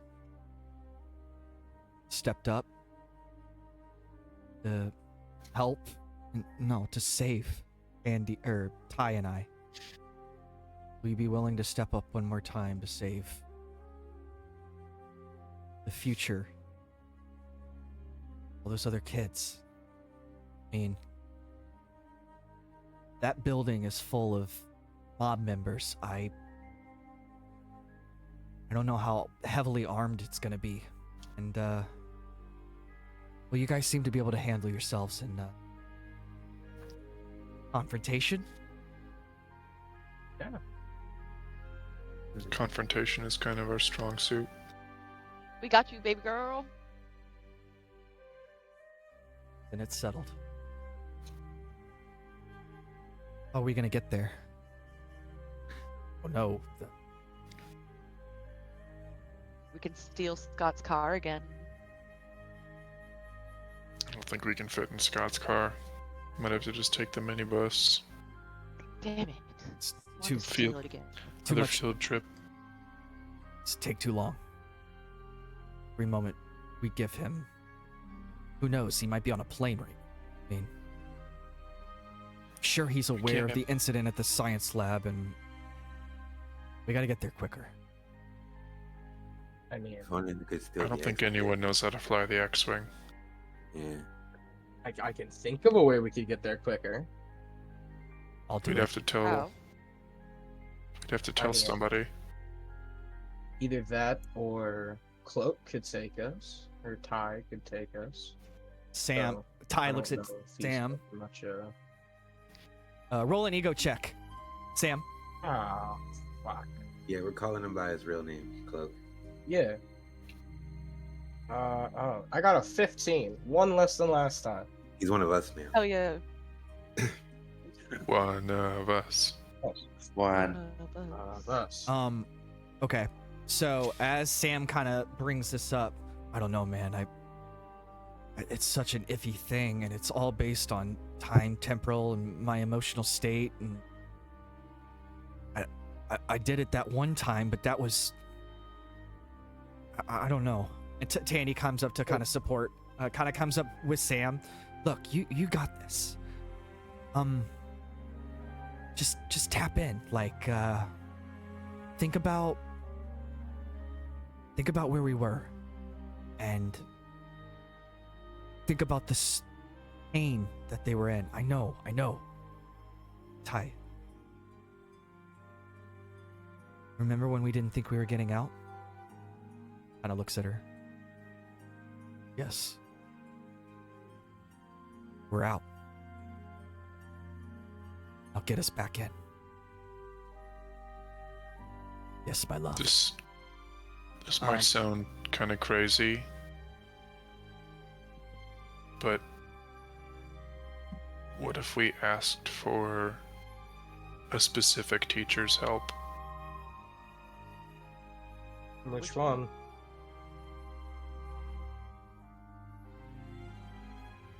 Kurt? No. Thinking Logan? Yeah. He It's, kind of owes That us. drunk? it's not an OS situation. Logan is the closest in emotional standing to this situation. He knows what it's like to be forged in science. Tandy It's true. kind of sits there for a moment and is thinking and contemplating. No, I don't want any teachers involved in this. This is... I don't want any opposition getting in the way between me and Manfredi. Oh no, Logan will let you kill him. You just let him know. Just be like, You'll hey, can I have actually- the last blow? I don't want teachers. Please. Does he really count as a teacher at this point? He's kind of like a drunk uncle. Yeah. Gives good I mean, advice every now and there's then. others that we could probably call. I can think of one that would probably answer. You think a teacher's gonna let you go into a heavily armed building with unprotected? You think that's gonna happen? He was did the it only last one- time. He was the only one that I thought would. I don't think your logic is logicking. I don't think you Let know us what we went last through in Japan. That's true. Either way, we are wasting time. Did What he- are we going to do? Did he voluntarily take you there? Yes. Into I mean, war? Kind of. Yes. Yeah. It's a long You story. didn't, you took didn't to take war. us. He's taking you didn't- children to war. Yeah. Yes. We were supposed to be learning. War kind of happened. So Yeah. he didn't take you to war. He took you to something else, and then war was brought to you.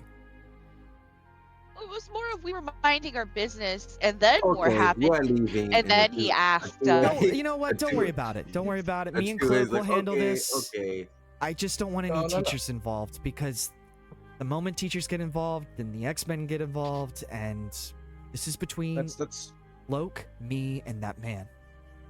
I completely fair. I But asked I you still- guys because I thought you would help us, not create more issues. So,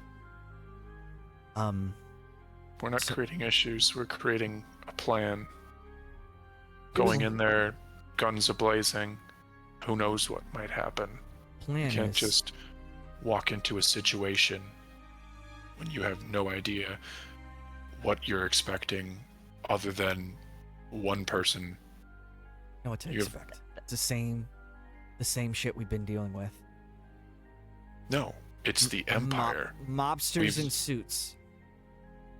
Nothing is gonna. We've- This ain't the 1920s, honey. We've dealt No, with a small you're dealing with faction, a money. subset. You're dealing with money, and money buys a lot. Okay. Even This ain't me. There's only a by lot the of- Tommy gun. What money of power is going to stop what Cloak can Candy, do? with all due I mean- respect, raise of hands, who's been through this shit before? Like, just trust us. If you like, we want to help, but just trust us, man. We gotta get this shit done. Tandy raises her hands. Raise your hand if you've been metamorphosized from a maniacal man that has taken every innocence from you. I and Cloak raise their Does hand. childhood count? Does childhood count? She kind of raises her hair. Look, we're bickering. Look, I'm sorry. I thought I could trust you guys, and bringing in more people that I don't know is not entirely what I had on radar today. Just thought. I don't know what I thought. She kind of goes and sits back down. You're right to bring us in. And how about this? Promise not to get teachers involved until we're almost dead. I mean, sure. But we don't have to get teachers involved. I'm just saying I don't want to rush into a building and be highly emotional and get ourselves killed. We have to be smart. That's I don't- So just what don't is know your how you suggestion? I don't know how you expect to get into that building. Other I than mean, Cloak kind of With- steps forward. pizza guy. Can do it. I'll do it. I'll put us in the building. Okay, but what kind of security are we looking at? Are we talking lasers? Men with lasers? Laser sharks? Like, what is... we're walking into this blind. We can't deal with laser sharks. and at this point, it's either we go or we take our sweet ass time to go, and some more bad stuff happens. Okay, go. we'll have the element of surprise. Yeah, Right. I mean, we have Alright. we have no idea what lies in there. Yes. So we're gonna But matrix it and go through the front door. yeah. Yeah. What haven't we? What haven't we? Not through If the not through the front door. If Oh, he wants to yeah, take yeah. us into the building, We're not Side going door? through the front door. I think the Side door. Alright. side entrance. Side door. Side door. Yeah. Is there a convenient gala being hosted at the Rialto building, or a convenient business conference that we could sneak into? I don't know I if just- I can tell that kind of detail. I'm just gonna All I shoot. I'm gonna shoot for the building. All right. We're gonna have to work Alright. together on this, guys. Like be smart. Be real smart. We're good at that. Most of the time. Some of the time. A little bit of the time. Okay, so we're gonna try to teleport. Yes.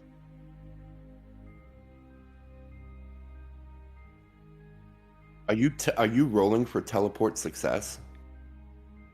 Fuck. I mean, we I might just teleported like, into the have to Pacific limit. Ocean. I could see his face concentrating. I was like, "Oh shit, we're gonna This we're is- gonna end up right in the middle of the fucking." This is why I wanted a teacher. Fine. We're level 1. We're not We could- even we could- fucking X-Men. You guys have been We could absolutely always- barreling through these men. Like you have barely lost any health. We could always call in Daredevil. Secret has his number. Oh yeah, We Secret haven't does. talked in a while. Secret has Matt Murdock's number, not Daredevil's number. It's the who you same talk- thing, you guys. Who's I Daredevil? told you. Wait, the wait. same Who, thing. I don't who's know Matt what you're Murdock? talking. Who's Matt Murdock? A He's a lawyer. friend. Hot one. And Very he hot is one. hot. Very So blind hot. man. Very, Very honestly, blind. not even But disabled. it don't matter. It don't matter though. It don't matter. He has disability. Disability Eh. to kick your ass. Wait, you want to bring a blind man into a fight? Okay. No, trust me. He can. I He can't really can say fight. see, I but- fought alongside him. He can fight, trust me, and he can do a whole lot more than fight. I can tell you that. We will. Tandy and Ty, can we please just go together and Okay. stop adding people that we don't know? We trust There's you no guys. suggestion, like a panic. What about the appreciate it. mailman? What about the mailman? The mailman would be awesome in this scenario. Not Jesus bringing the Christ. mailman. What about Santa Claus? What about Fuck, Kellogg's alright. Fruit Loops guy? Toucan Sam. Jesus Christ, guys. Just on Sam. I'm Um, literally going to burn my skull inside of my head if we don't leave. Let's just go. Let's just go. He closes his eyes and the dark force dimension starts to kind of envelop him, and around you guys, he's like, I can barely see. I need some type of enhancement. If there was only, I can't get a lock. It's fuzzy. I need some type of My power buff him. extra enhancement, feedback. I don't know. It's almost like it's too far away. I need some kind of way to see more. Google Maps? Can I boost his power? Yeah. Do you have boost power? Yeah. Yeah. Let's try it.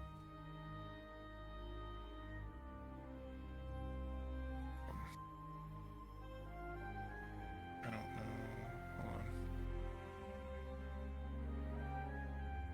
Hold on. Is it just a power? Yeah, it doesn't say to roll.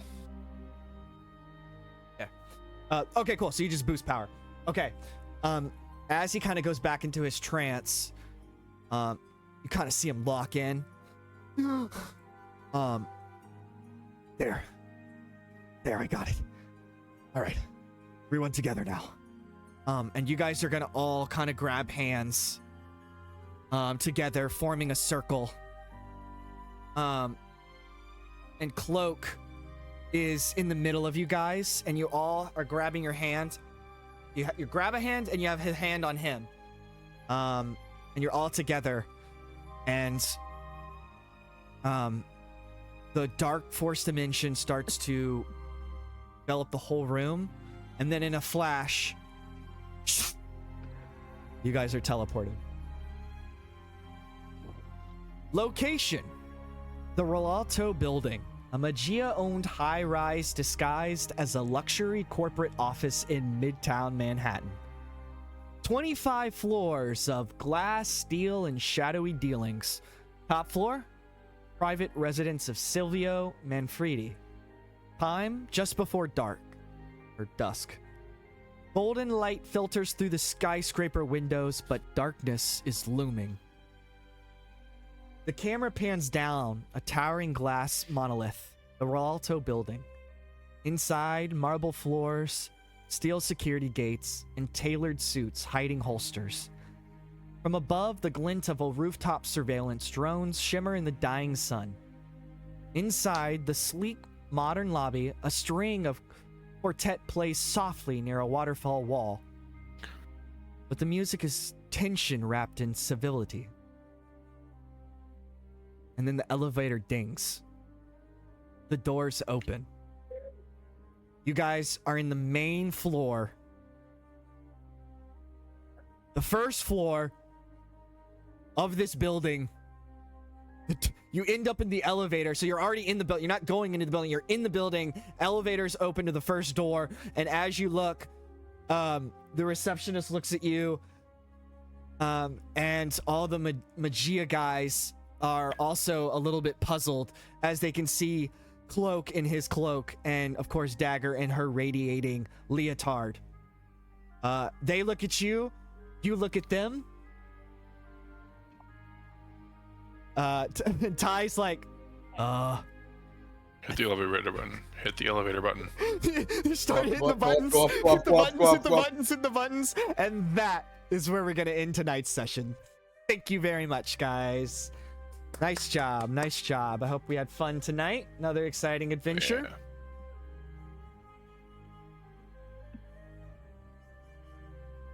Yeah.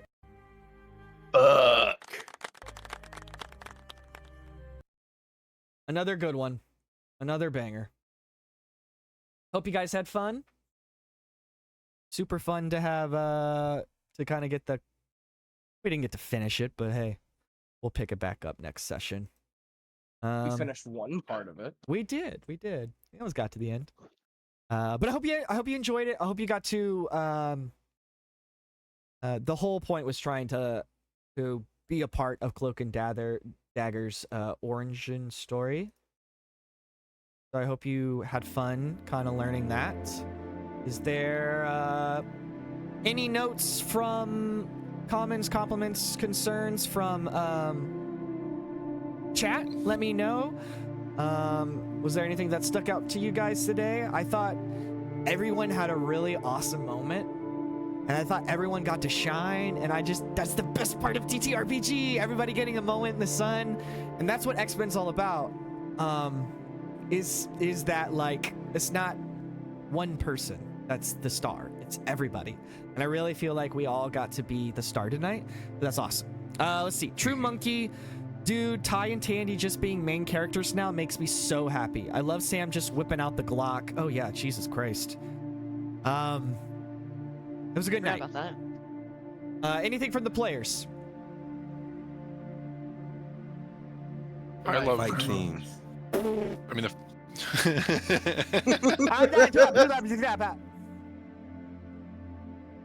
Go ahead. I love everyone's fight scenes. Everyone was going crazy with their powers, and I loved it. Felt like anime, see, bro. Like, everyone in such a dire situation. We kind of like got to see everybody when their backs were slightly on the wall, so it was pretty fun. Seeing how creative everyone gets to get out of a dire situation like that was super awesome. We kind of just went real, like, relentless, really the raid style on these guys. It was pretty great. Appreciate you, Tokyo. Yeah, we had very anime battles tonight. It was awesome. Yeah. I was gonna say kind of the opposite side of that. I really liked the classroom. I thought everybody kind of getting to hash out their character's idea of what it means to be a hero, and getting to kind of experience Kurt for the first time was really cool. I didn't notice the slip into Russian. I thought your German was pretty solid. Thanks. I thought that was really nice.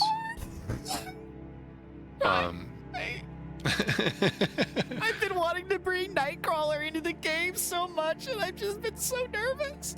I said, "Fuck it! It's the perfect place to put him in." So thank you. Like the subtle curt-isms of saying something entirely in German and then saying it again in English was fucking amazing. Thanks. Appreciate you, bud. But yeah, like that the combat was super sick as well. I like RP expansion and RP exploration, so I thought the classroom was probably my favorite moment. Yeah, we haven't had a classroom moment in a while, and I want you guys to feel like you're Students. you're students, and these are your teachers, and you're getting to interact with the X-Men, and the X-Men are interacting with you, and you're building relationships with each other, and who knows, maybe your best friend is Nightcrawler at one point. Maybe you end up in a relationship with Nightcrawler. I don't know. You're all adults, over the age of 21. Whatever. Or It's fine. Iceman. I want you guys to build these relationships. Take chances with these X-Men characters. That's the funnest part, is getting to be like, holy shit, I had a whole moment with Nightcrawler today. What a weird experience. That's the idea. So I'm glad you enjoyed it, because we'll get more classes and lessons, and yes, the whole idea was the Matrix into the movie. So I'm glad you caught that, Tank. Oh, are you serious? My bad. Why are you my-batting? You caught that. That's awesome. That's the first thing I pictured, is like walking into the Nakatomi Die Hard building. Like that was what I was Right. picturing too. Amazing. Yes, that was the idea. Yeah. So we'll be back again. Probably. Now, when we start this fight, we have to put on that 1997, 98 Matrix theme music. Okay. Okay. Okay. 100%. I'm with you there. And then follow It's up with the done. Blade clubbing theme song. Oh, that's even better. That we should put that in there too. All right. All right. Well, I appreciate everybody. I honestly, guys, like, I had so much fun tonight, and it's because of you and like all the decisions and the chances you're taking as RP players. And I hope you're really proud of yourself. I hope you really see how much you've grown in 15 sessions, and like the creativity and just like thinking off the top of your head, being creative with your powers. I literally feel like I'm in a comic book, and that's fucking awesome. It's awesome to tell these stories and to interact with these characters, and I honestly just couldn't do it without you. And so, of course, I send my love to all my players, and of course with chat. So without further ado, if that's going to be it, we will sign off for tonight.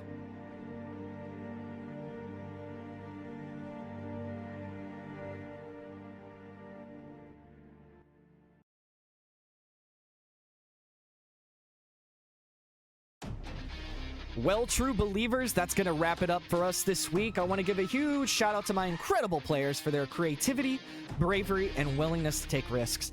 They'll bring this world to life, and I'm just so grateful they let me share this journey with you. And of course, to you, the viewers, whether you're here live or catching up later, your time and energy mean the world to me. I want this channel to be a safe, welcoming place for everyone, whether you have family, friends, or you just feel alone. Know that you're part of this community, and you're always welcome here. Until next time, take care of yourselves and your mental health. Let's try to face each and every moment with kindness and empathy. Love, awareness, and acceptance will help move us forward for humankind and mutant kind alike. Tune in next week. Same bat time, same bat channel. 5:30 p.m. Pacific Standard Time at twitch.tv/SentaiRangerV. Catch up at youtube.com/@SentaiRangerV. Wherever you are in continuity, I just want to thank you for being canon. Good evening, good morning, good afternoon, good night. Till next time, peace! Don't baby bird somebody.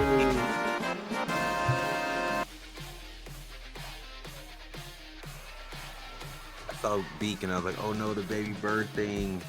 The baby bird thing. That was so gross.